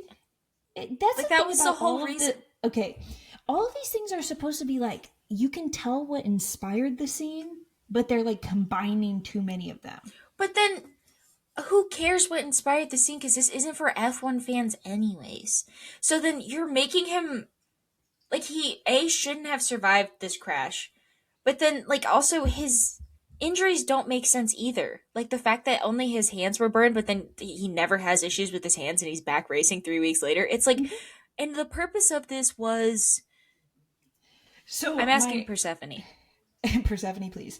My husband, he is not a big F1 watcher, but he watched this movie with me, and he kind of was like, "Oh, is this like that Grosjean guy?" And I was like, "Yeah." And he was like, "So did Grosjean like come back to F1 later that season?" And I was like, "No, he never came back to F1. Never He came back. barely came back to racing. Like it took years for him to like overcome these injuries and also the trauma of the crash itself to even come back to racing. And they're like with JP, he's fine. No, he's good. Get back in He's here, fine. kid. Probably I asked Persephone how long it would take for burns, but I think 3 weeks is probably enough. Probably enough. Yeah. Probably. That's probably fine. And so apparently they actually did like call Grosjean to talk about I his saw that. crash to inspire the Leave scene, him which I was alone. like, leave Grosjean alone, please. He's dealing with a lot right now. He's trying to get a Dale Coyne seat. Dude, he is a Prema reserve driver and you're going to distract him with this hoot nanny? No, presumably they were writing this movie when he was actually like on track, being like, I didn't read that email. And it's probably because he got lost in all the emails about this fuck ass movie. I'm sorry, I was emailing back and forth with Brad Pitt's chat GPT. I didn't know that Strategy B was going to be coming in for tires. Sorry, it got lost in my inbox with all the Hollywood talk I've been doing. They want me. This is why Grosjean lost his IndyCar seat. I feel like we can presume he was too Yeah, distracted too with the preoccupied. Hollywood of it all. Hollywood got too big for his britches. So why does JP's mom yell at Brad Pitt So about this being his fault? I don't think I got that. So, and it's, you know what's funny is everyone who I watched this with did understand what was happening in this moment. I was like, I don't understand it, but it was supposed to be Brad Pitt's character was telling JP like not to do something, like not to overtake him in that corner or whatever, or like go slower in that corner, and then JP decides to do it anyways. How are they talking to each other? What do you mean? Proximity They're chat talking- in F1. They're Ask talking Persephone. to each Persephone other said during that the they used race? proximity chat in F1. No, it was like they were relaying the messages to the strategist who had nothing better to do than tell Brad Pitt. Fucking So it Jace, I was like a guess. plan made by Brad Pitt's character. That's why the incident happened, and that's why for some reason we're being like, it's your fault. This is another thing that it was not standing on solid legs for me, amongst all the Right. other things. But Amongst the many problems that we're really struggling yeah. with. Because then JP's mom like yells at Sunny and is like, "You're a piece of shit." And I was like, "No, I agree, but I don't really understand why we're mad at him, but that's fine." Yeah. So whatever. JP's in the hospital, so we have to bring in the other unfucking name like bullshit. He's named, but like the other driver that like we're supposed to pretend like Brad Pitt was a better choice than this whole time. And so it's Brad Pitt and this other guy. He has like some fuck ass like European name. Luca Cortez. Right. They immediately want you to think like Luca, okay. Fuck that guy. He's not even American. That's what they want you to believe. Right? That's what I'm getting from that. They're like, fuck I don't this think guy. they don't care what we're thinking at any point in this movie, if I'm being completely honest. So They forgot whatever. we were It's even here. no, that's true. So whatever, they are racing these two, blah blah blah, and all of a sudden like Apex GP starts doing really well while JP is gone because JP sucks at F1. That's a separate point, I guess, that we're not allowed to ever say. The team starts doing really well once JP gets injured. JP's like kind of pissed off. He's like having to watch this all go down. Like he can't race and his team starts doing really well. They're like running together, like the whole team runs together now with Sunny and JP's Oh, like, this is stupid. something we never talked about is like the training differences between the two drivers. Yeah.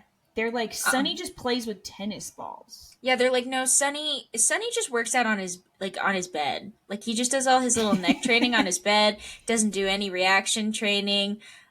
He just looks like an old man training. And then you have like JP who's doing like the actual F1 training. I don't know. To me, I was like, why does this matter? Like, No, but they like want you to know, like, fucking JP's a stupid corporate shill who does he's a his sheep. stupid. He's too Yeah, woke. He's doing woke he. F1 training. Woke. Everyone tells me it's woke. Wokest it's ever been. He's so woke. He's doing woke training, like stupid light up walls Woke. with wokeness. I bet he asked the wall its pronouns before he does his training. He asks Fucking for its woke. consent before he touches the dumbbell. Woke. Stupid idiot woke L. So whatever. That's why JP sucks at F1 is because he's too woke. We all know that. So the team starts doing really well, and I'm like, okay, we should probably just do this forever then. But whatever. They let JP come back in 3 weeks once his hands are magically fucking fixed. And they're like having another team meeting. This is the first race where JP is back. They're like, we have plan A, plan B, and plan C. And plan C stands for combat. And Sonny Hayes' fuck ass engineer, he goes, combat, combat, combat. And then everybody in the team starts going, combat, combat, combat. And then it shows the factory. They're like, combat, combat. People back in the UK are like, combat, combat. And I'm literally supposed to be rooting for this team. I'm like, I fucking hate this team so much. I hope you fucking lose. You guys pissed me off so bad. First, you have this old ass man. You have JP, which hates women and sucks at fucking F1. You have this dumbass fucking teams chanting combat. You have the war criminal race strategist. What about this team am I supposed to like? I don't understand. Yeah. It's the only thing I'm like rooting for is like I just want to see how they're gonna do it. I just want to see how we're gonna cheat this time. That's the only reason I'm still watching. I just want to see what else you're gonna do. Also, I kind of want to see if Sunny Hayes dies. I don't look. I'm interested. I'm interested. So Intrigued. basically, the first race back, JP immediately like gets in a crash with Sunny and fucks his race over. And Sunny's like, "Hey, buddy, I don't think you realize you don't have fucking job security. You better watch what you're doing. You're about to lose your fucking job, bitch." But I actually was kind of like, "Eat him up, Sunny," because that was out of line. JP like wanted to be a big man on track. He runs him off track. This was also the part where we had the weird like suddenly Sonny's like, we have to do it for Ruben. Like, Ruben's still here? Do Where's it for Ruben? Ruben. And then I was like, why are we doing it for Ruben? Like, why do you like suddenly care about Ruben? He's trying Like, to say make it, JP Sonny. jealous. He's trying to make JP jealous by bringing up Ruben. We have to do it for my older man friend, Ruben. My very conventionally attractive man friend, Ruben. He has money. He signs my paychecks. I like that. And it's like, Sonny, please. Please. So whatever. And Kate is like, wow, these two hate each other. So when they're in Vegas, Kate is like, we're going to do a forced bonding trip to the casino and we're going to play poker. And I was like, strip poker. And she's like, nope. And I was like, rats. Shoot. I hate it when you guys say it's not strip poker. I want to see. So whatever. You said most predictable scene in movie history. Yeah. Yeah, because they do, like, because they played the card game or whatever, and then what was the stakes were that if one of them Whoever won, they would get the wins, better he's number one strategy. driver. Right, sure, because that's, you know what? Not fully convinced that Zach Brown didn't see that, and he goes, I saw idea. something very interesting in the F1 movie, and I think we should all hang out and play poker real quick, trying to make a decision. I have seen pictures of them playing poker on a plane. On the plane. Like Lando and Oscar. Oh my god. Did we crack the code? And it was Papaya rules. It's actually Sam just blackjack. Bird was there. Oh, and Sam Bird lost because he doesn't have a seat. Frick. But theirs was strip poker, I think. I think Lando was I think so shirtless. too. Yeah, I think it was too. Zach Brown was like, and there's a twist. You have to get naked. And Lando's like, that wasn't in the movie. But okay. I'm down. No, they played strip poker and then suddenly they won. It was really weird.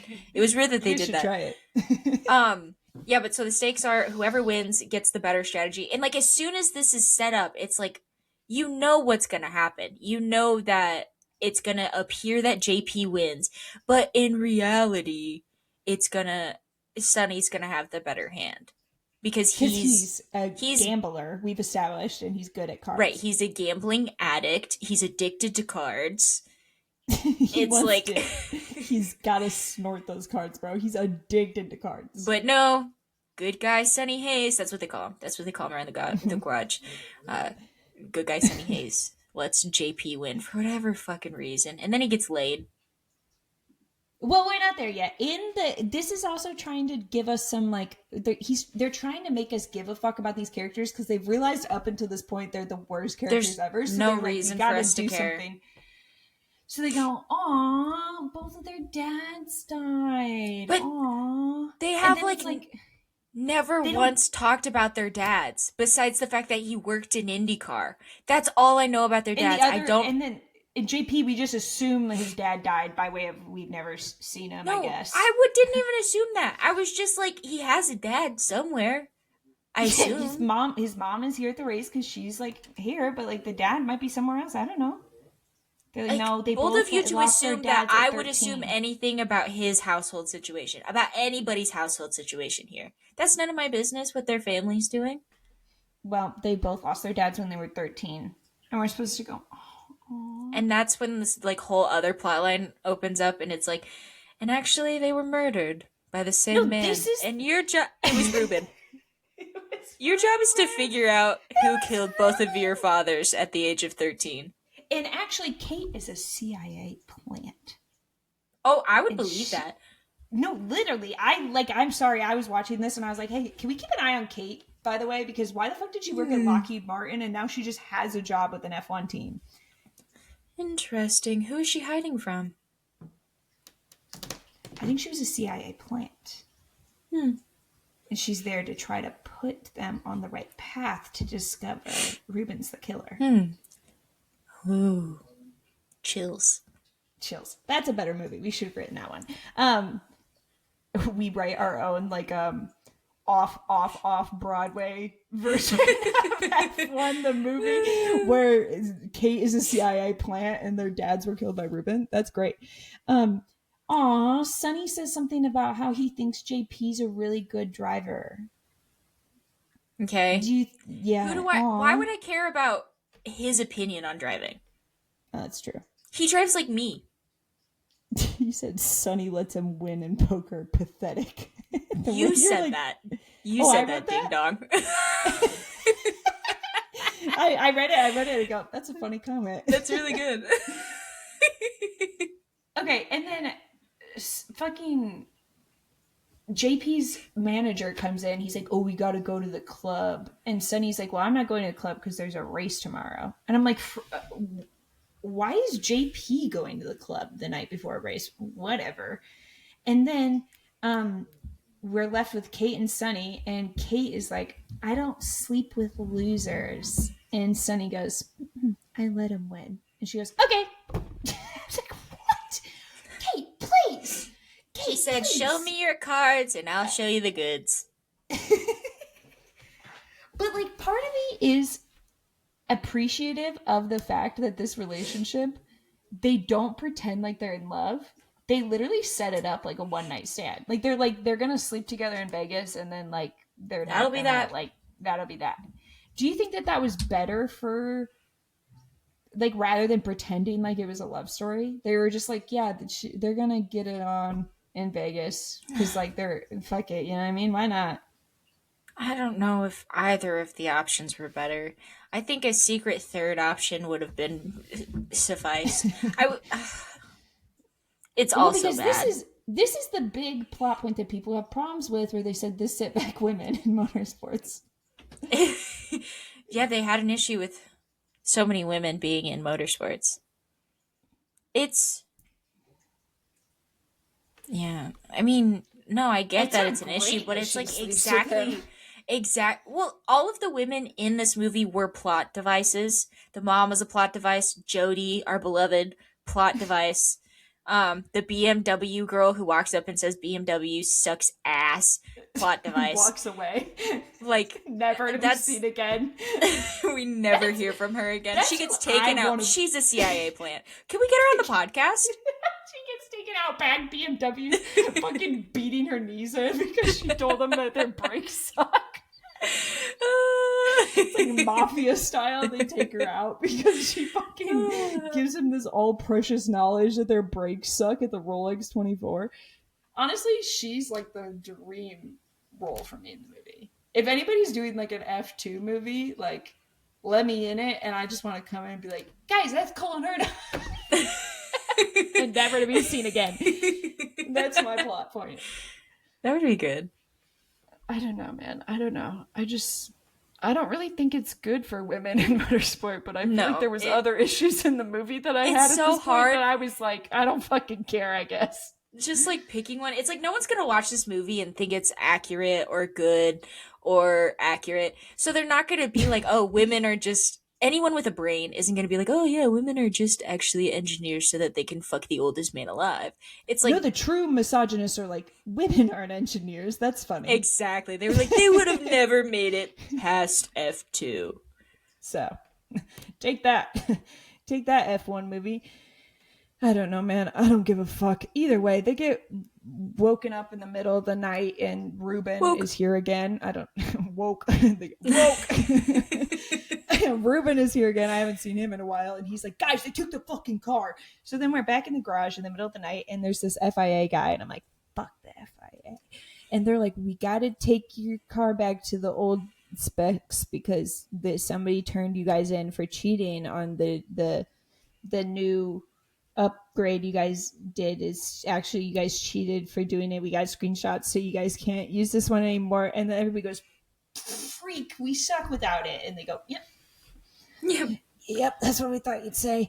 That'll be all, folks. We heard you guys were cheating, and immediately they were like, you heard about the safety car stuff? Oh, you heard about all the times that he purposefully wrecked himself into Kevin Magnussen? Oh, are you talking about the time where he runs to the DRS sign? Yeah, all the fucking radios where we said, "Oh God, is he cheating again?" You guys heard those? Oh no. oh no, you're thinking we're cheating about another thing that we're actually, no, FIA, we're actually not cheating that thing. We never cheated promise. on that, guys. Please. The FIA is literally like, someone sent us an Instagram DM with a picture of your car, and it says super fast and super legal, and thus we have to repossess it. I love how like in this point of the movie they think they're gonna like quickly catch the audience up on like super like niche like FIA Like technical rules. yeah. Yeah, like the audience is just like whatever, they're cheating. I don't need to know the specifics. Like the audience is like, I don't give a fuck. Whatever, move on. I don't care. And we're like, okay, so whatever. They're cheating. They're driving the Vegas race with their old car. Sonny's like mad about it or some shit. He starts like having PTSD or something. He, like, yeah, because they actually they take off all of the new specs, so it's actually the car that he was driving in 1993. Yeah. It's just like they really went back. They went all the way back. So now he has like PTSD and he can't see or something. I don't fucking know. And so he's driving PTSD, so he can't see. That's what you thought was happening. He was so emotional that his vision was. No, dude, man has CTE at the wazoo. No, something's going on. He can't permanent brain damage. Yeah, he's got googly eyes. But like it just came up just now. Okay, no, like, no, you don't remember that in the first 5 minutes when he got out of the car and he was like, "Whoa!" Oh, the Rolex 20. We gotta go. Yeah, back you don't to the remember Rolex that detail? Scene? No, I don't. I don't fucking remember the. Well, I guess you fake F1 fit, DTS fan. No, literally, I don't give a fuck. I'll take it. So basically, he's got CTE or some shit, and he crashes real bad because he can't see or nothing. That's what I got out of the Vegas race. But wait, this is where I think they edited out the scene that they filmed while we were in Vegas. They did, which I'm pissed off about because I'm like, maybe that would have made it all make sense for me.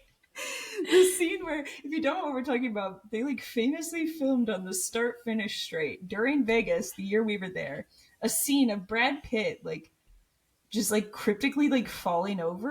Whoa! Right in front of like the safety car drives up and he goes, and he just like crumbles into the ground. And they cryptically filmed this like weird ass dream sequence in front of like a live audience of F1 fans here for the Vegas GP that are like, what the fuck is on? What's going on? Yeah, they cut it. I can imagine. I thought that's when he was gonna die, which is why I kept watching. No, I thought like he dies in Vegas. Fuck. Loser. Tough place to die. So anyways, would you have liked it if Kate and Sonny had gotten married in Vegas? That could have been a quirky little plot point. It would have been funny. They're bad at marriage, and so they like get married. Get married in it's Vegas. Like, oh, this will be a divorce later. And I think it should have been they get divorced. Jody and Kate. Thoughts? Jody and Ruben, that would have been an interesting dynamic. No, that one's too problematic. I like they're the all Kate and problematic. Jody. Kate and Jody would have been nice. Kate and Jody, and then Ruben and Sonny are like sitting, like because Valtteri obviously is the one who's doing the vows or whatever, and they're like sitting in the pews, and they're like, "This is pretty romantic, isn't it? Maybe us next." Yeah, like Ruben's kind of like, I never got married. I've always wanted to. Sonny's like, really? After all these years, he never got married? And he's like, I never found the right person. Doesn't say girl, says person. He says partner. And Sonny's like, yeah, I found some, but they were never the right person for me either. And it's like, yeah. Yes! We forgive the Lockheed Martin part because it ends with Sonny and Ruben together. Yeah, I'm down. So basically, whatever. Sonny lands himself in the hospital in Vegas because he got in a big crash. And the team owner, I guess I wrote, halfway through my notes, I forgot Ruben's name, I guess. So I just started writing team owner. Ruben comes in and he goes through his medical file while he's sleeping, which is, I think, illegal. And he goes, it says right here, you fucking broke your back and shit and you can't see nothing. And Brad Pitt, he goes, what? No. And he goes, yeah, and this was from 30 years ago, you piece of fucking shit. How long have you not been able to see? The fuck was that about? So, okay, here's my question. Obviously, the plot point here would be nobody gave him a physical. Nobody Mm-hmm. saw the giant fucking scar on his back. But then my follow up question would be, is that why he was doing all the things to avoid like the actual training? Was that the purpose of that? Because he's like, if I just do it by myself, I'll never have to talk to a doctor. I'm trying to make sense of this movie. Does anyone know what's going on? No, I'm thinking he's crashed several times in this movie. Like, basically, every time this man hits the track, he's crashing. Mm-hmm. And you mean to tell me every time he crashed, he basically could have died, He's, yeah, and he's like, yet I had didn't? like a chronic concussion this entire time, but still is able to like walk and operate the car. I'm kind of on Ruben's side here, where he's like, I Oh, don't have good enough insurance for that shit. Like, I a cannot be hundred liable percent, for this. You're not driving dude. anymore. Yeah. But, like, yeah, it's so funny because, like, Sonny, he's like, we all have CTE. What the frick are you mad Well, at me and then about? here's my question: We've everyone in the fucking garage has seen this. Everyone on the in the F1 sphere in this fantasy F1 world that we've decided to make has Mm-hmm. seen this crash, and no one Mm-hmm. was like, I He wonder if seems he like he has was any pretty. long-lasting injuries. Mm-hmm. And he also, in the meantime, has been driving a NASCAR, an IndyCar, an IMSA. Nobody. There's never been a single article being like, Sunny Hayes, you want to talk about your injuries? Nothing. Nothing. Huh. Okay. Huh. Yeah. No. Makes sense to me. News to everybody. Apparently, the man has CTE, whatever. So he's not allowed to drive anymore because Ruben fucking hates fun, and he says you have to be able to see. Boo. He says you have to be able to see That's to not a drive the car. requirement. Mm-mm. I could But prove do you think that. that they got this because of the like story that came out about how Max couldn't see No, I think it happened for after like that. three Well, weeks? this is the plot of Days of Thunder. Like this has always this been a is thing. this really gets very Days because like we've always joked like this is kind of just Days of Thunder. Like Brad No, Pitt it saw that genuinely movie and is. he was like, "Can I make one of them? What if we made it, but the man is old? Can that be allowed?" And they're like, "Yeah, sure, whatever." And so yeah, he literally is like, "Let's bring in the plot device with the CTE, The please." concussions. Like, well, Let's okay. bring up the question: How good does brain have to be to drive? Turns out not very. Um, So whatever. Fuck Ruben. He sucks.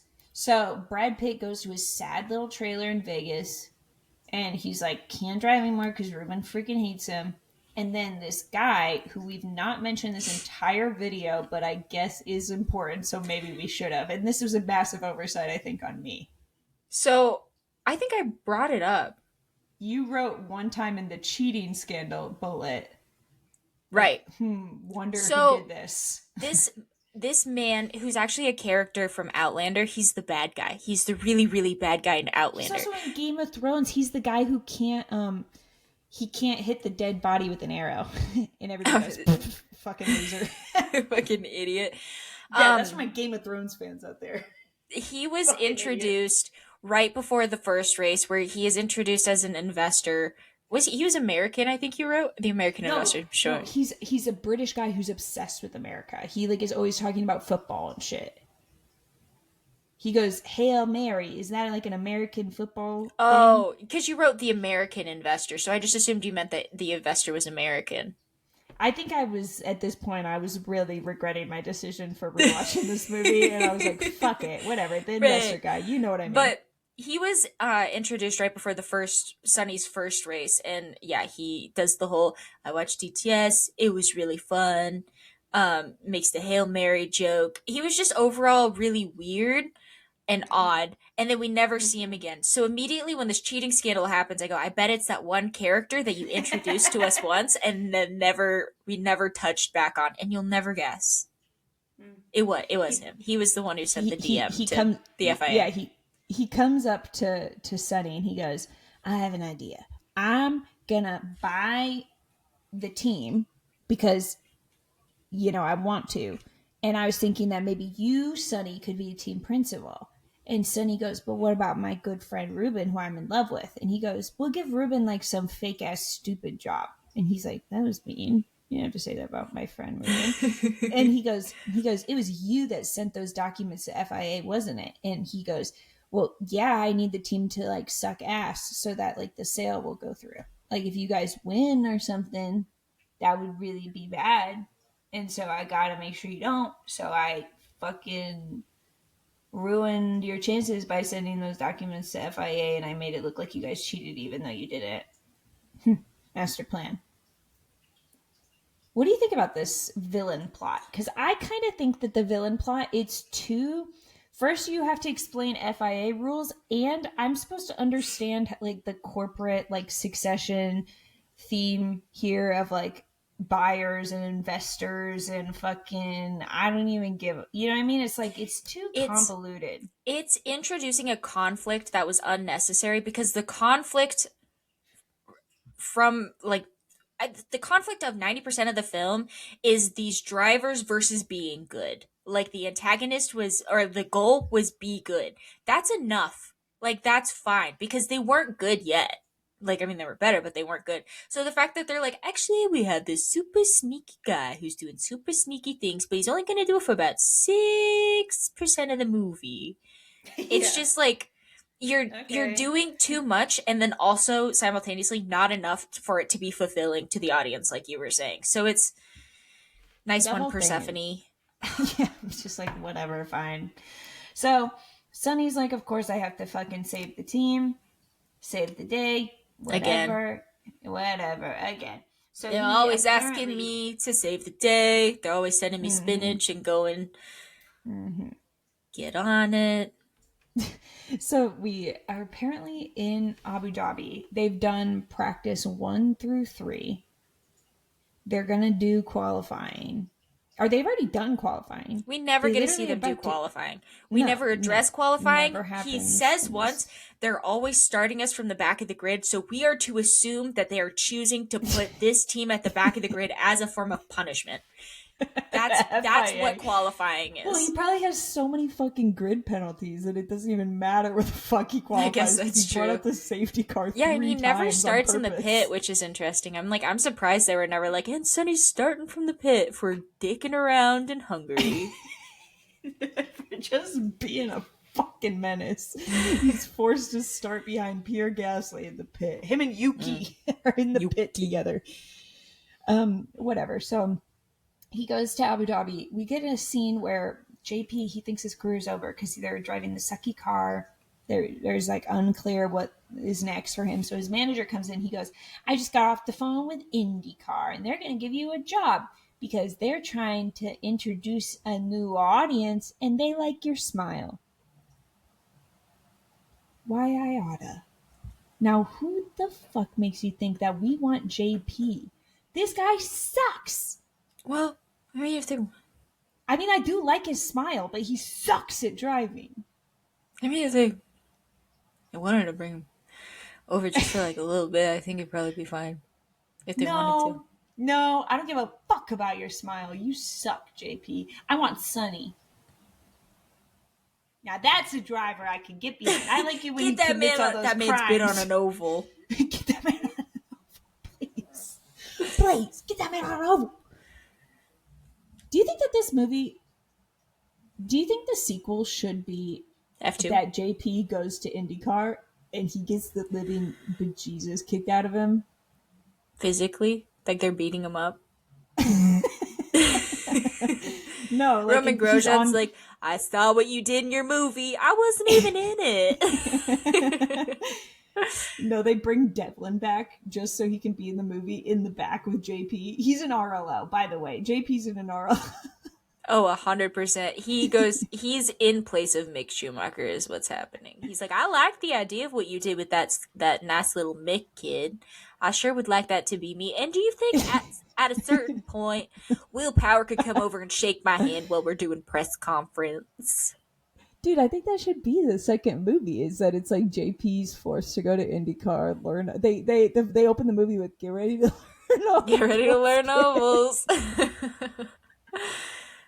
Oh my god, I just don't understand the IndyCar shade because there was like IndyCar shade in Days of Thunder too. There's In Days of always Thunder, IndyCar shade. yeah, it's so stupid. You guys can't stop thinking about No, her. She literally, occupies your why? minds. So in like Days of Thunder, remember they like introduce fucking Dick Cheney, whatever the fuck that guy's name is. What's the main character's name? Dick Tickle? Dick something?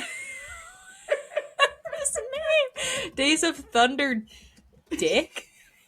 Richard Petty? What's his name? Trick Dickle? Cole Trickle?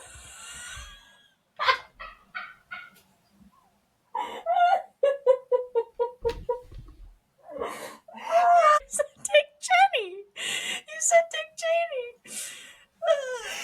Whatever. That fucking guy shows up and he's like, that movie. He goes, yeah, I used to be an IndyCar driver. I was in the Indy 500. I kept getting beat by Andretti. I was like, what the fuck? He's just like, And you know what? I don't come over to NASCAR. Your ass. Why do they always bring up IndyCar? But nobody puts respect on their name. Like, I would just love if I could watch a racing movie and they go, I wasn't good enough for IndyCar, so they forced me to come here to F1. That's what I would like to hear just once. I don't know, but whatever. They do that shit. Whatever. Last race in Abu Dhabi, Sonny shows up. He's like, "What's up? I'm gonna race." Kate goes, "Oh my god, the FIA found out those papers were forged," and he goes, "Good thing we got our fast car back. I'm ready to win." He can't see still. I don't think. It's important to know. I don't think he can see still. But they don't do a physical or nothing. He doesn't have to do any free practice. He doesn't have to qualify. He just hops in for the race, ready to go. So the lack of medical attention here is concerning, but that's fine, I guess. So they're doing the last race, whatever. There's like a red flag with like 3 laps to go. And we've kind of set this whole racing scene up where like there's a chance one of the Apex GP cars could end up on the podium. And when they come back from the red flag, JP, am I getting this sequence of events correct? I think so. Yeah, so they come back from the red flag. For some reason, JP and Lewis Hamilton give each other like really fucking dirty glances. And this is where I'm like, was there like a whole thing cut out from this movie where they have beef or something? Like, I remember being in the theater, being like, it's supposed to be a nod to Lewis having like a bigger role in making the film. I don't know.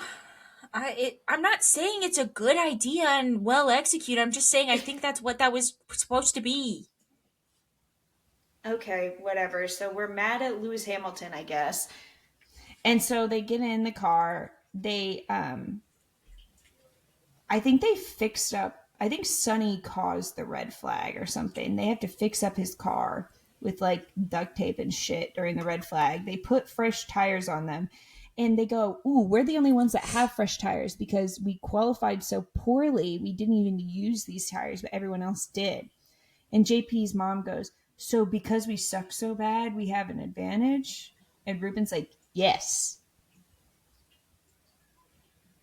I thought that was a nice little nod to Haas in this movie. The sucking? Yeah, they're like, the American team sucks. That is a good nod to Haas. Yeah, I thought that was nice. Whatever. JP, I think. I'm trying to remember. I stopped taking notes at this point because I was like, I don't even give a fuck anymore.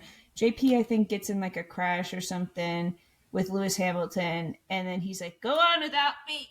Go on." He proximity chats to Save Sonny. yourself. And he goes, "Go, Sonny, win the race." Sonny goes on, wins Abu Dhabi.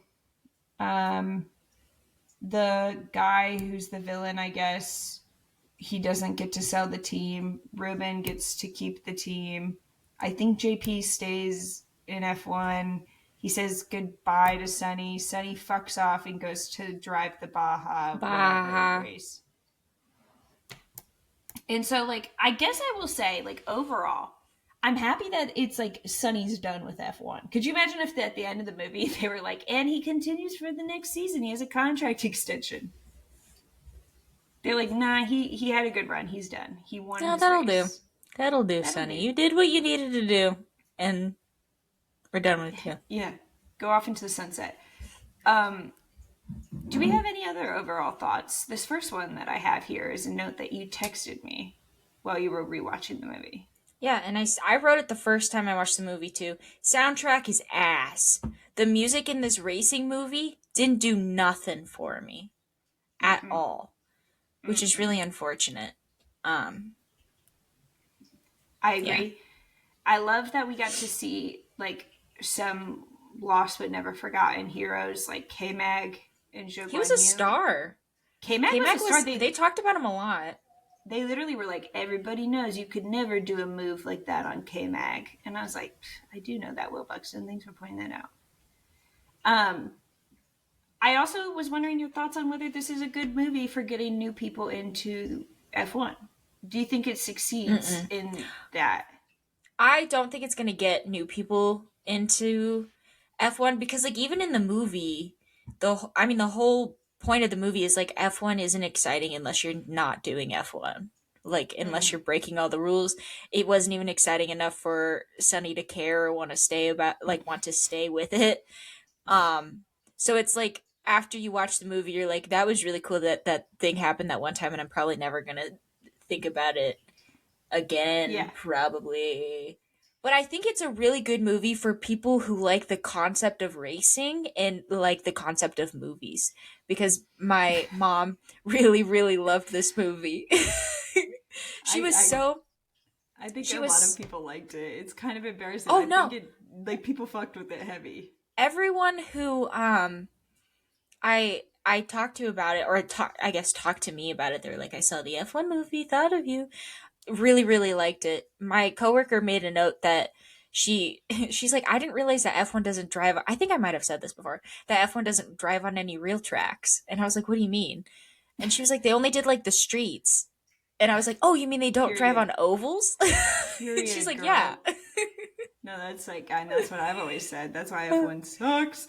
Um, I feel like a lot of people talk to me, like I had coworkers and stuff say that like the cinema, everybody was, oh, the cinematography is so That's cool, true. like the way they filmed the racing scenes. And I do think like they did have a good majority of this movie is racing scenes. Like we didn't Mm-hmm. really talk about it in this video because we're talking about what little plot there is, but like most of it is just like crashes, action, racing. I did have somebody sit next to me in the movie theater who found out like I watched F1 and she doesn't, and she was like watching this movie with me, and at the end she goes, that is like crazy. I had no idea F1 like crashes this much. Which I think is probably a bad impression to try to give new fans. And I think a lot of people talked about like the drivers and stuff, I think were like a bit upset that like their sport is portrayed as like bumper cars essentially. Yeah. Like it's literally like yeah, that's not good motorsport racing to have like just like a crash fest. Well, especially in a sport that you're going to see very little racing period, but like Yeah. contact. There's no rubbing in this sport. No. So the likelihood of you seeing any of that is very it's just not going to happen. With love. With love. So I don't know. I mean, I thought it was interesting that they did like not shy away from concepts like tire wear. You know, they really tried their best to be like, well, this person's on better tires than this person, and here's how this safety car strategy works out. They really like dove right in with like, you know, DRS and all these other like, you know, strategy concepts. I thought it was interesting that they didn't shy away from that. I just don't think it really, I don't know if like it was something that the audience even tried to understand or if they just went, okay, It's whatever you say. If you say these right. tires are better, that's fine. It's just like a temporary explanation. You only need to understand it to get you through the scene. Then it's like we're never going to talk about this again. Yeah. My other overall thought leaving this movie is I think that I don't like Brad Pitt's acting. I think Brad Pitt might be a bad actor. What do He's you a think bad about that? actor. He's a bad Bad apple. He's a bad person? father, a bad Yeah. husband. He's yeah, just a terrible human being. So But maybe yeah, I the would acting have wasn't great. yeah, maybe I think like about it, and it's like because Sunny Hayes, like his likability is like so important to the movie, and I just didn't feel that way about Brad Pitt or the character he had created. Who do you think they should have cast instead? Does he still have to be 60? He could just be like old. I think it should have been maybe somebody a bit younger than 60, but maybe old. Can I be completely transparent with you? I don't know that many man actresses. Like, I don't know that many male actors. Like, especially in that age group. Like, my first thought was like Sylvester Stallone, but we've already done that. Yeah, I kind of feel like Billy Bob Thornton. Pedro Pascal. Ooh. Because he kind of is like young enough that he can still pull off, like, I could believe he could drive an F1 car. I'm gonna go to like, because it needs to be somebody like A-list. Who is that hot guy from Frankenstein movie? I don't want to use AI mode. Okay, No, so not I just looked up like top male actors because you need somebody who's like A-list to really drive this home, and all What of them about are Oscar kind of. Isaac? I would like that a lot. I sure I would think have that liked would. this. I would have believed it when they're like, I don't know, he's pretty, he gets the seat. I would have been like, no, I get it. I'm also thinking like, what if we could have made it like, Hugh Jackman. did you also look up top male actors? I just googled 50-year-old actors. I was kind of Charlize thinking Theron. Benedict Cumberbatch. No, he Oh, can't he. pull off American. He can't pull off American, Oh, you're and right. it's It has to be important. American. It's important they have to be American. Fuck. Yeah, Oscar Isaac's a good shout. I definitely think that could have been good. Okay, I'm like still What about looking that at Batman top guy who was actors. in Newsies? The Batman guy who was in Newsies. Batman guy in Newsies. Christian Bale. Suddenly. Yeah, what about him? Sure. I'm the king of New York. I'm the king in New York. Could we have made it Robert Pattinson? Is he old Yes. enough? He's 50. Easily. He acts like it. I just think like they should have made him old, but like not that old. And also, there are like. What? That old guy who's a race car driver who was in the Doctor show. No, yes, that's what immediately I thought of him. Patrick Yeah. Dempsey. Dempsey, because He he would have been A good. actually and B, he's not like so old that you don't believe it. Right. Or even like Keanu Reeves is a race car driver. He's not a great actor, but he's a race car driver and he's old.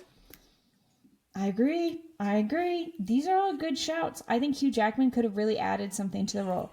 Orlando Bloom. That Lando could have Bloom? that could have been interesting. He doesn't know how to drive. He only knows ships. No, that's fair. No, that's true. Fuck, I didn't even think about that. I don't know. I'm sure there's like many of people that I maybe would have liked this movie more if they were in it rather Yeah, than I Brad think Pitt. actually maybe anybody else. Toby Yeah. Maguire? Oh, Tobey Maguire. He would have been perfect. He's like F1 driver sized too. He's just a little. How old is he? 50! Tobey Maguire, you got Toby the Maguire! job. You're hired! Dude, what a fucking comeback that would have been too for his career. Like this A-list like multi-million dollar Apple TV film about F1. Damn. Like every other potential of this movie is so much better than what we actually got. It almost makes me Yeah. like it makes me feel like homesick for something I never knew. JP can stay. I like Oh, him. 100. He can Yeah, stay. please. No, he Love should him. stay. He was great. What did you think about the fact that there was apparently an entire plot with Simone Ashley that got cut from this movie? That makes me I love Me her. too. So I was And, like, really I'm excited trying for to her to figure be out- in it. I'm just trying to figure out like what her plot would have been because I do think maybe it would have been weird for JP to have a long-term girlfriend in Well, this plot.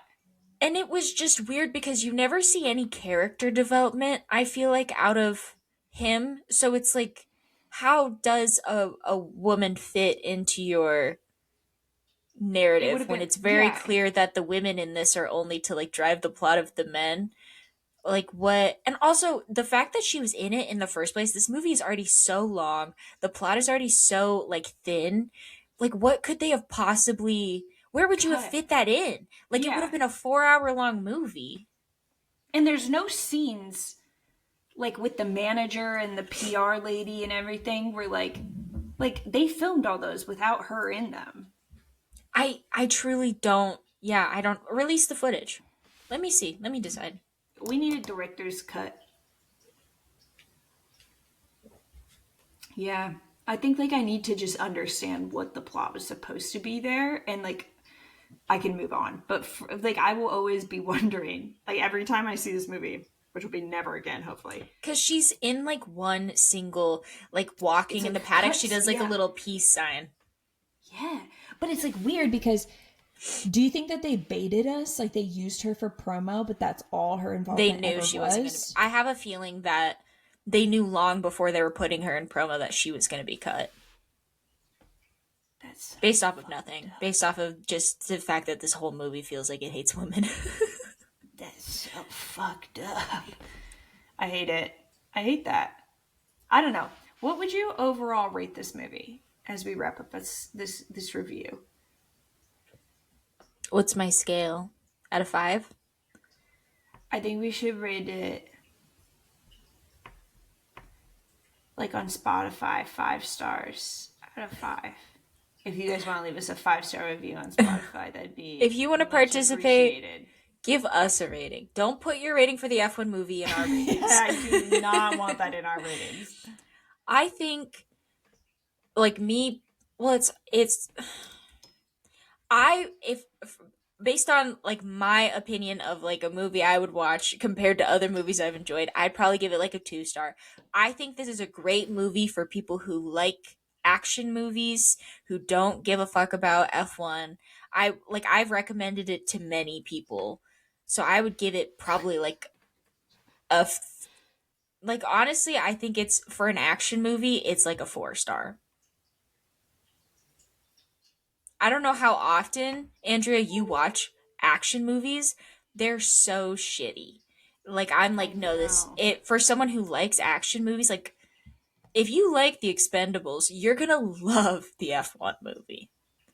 I kind of like only exclusively like movies that are sad Oscar bait, and then like Mm. as a side to that, I really fuck with Mamma Mia.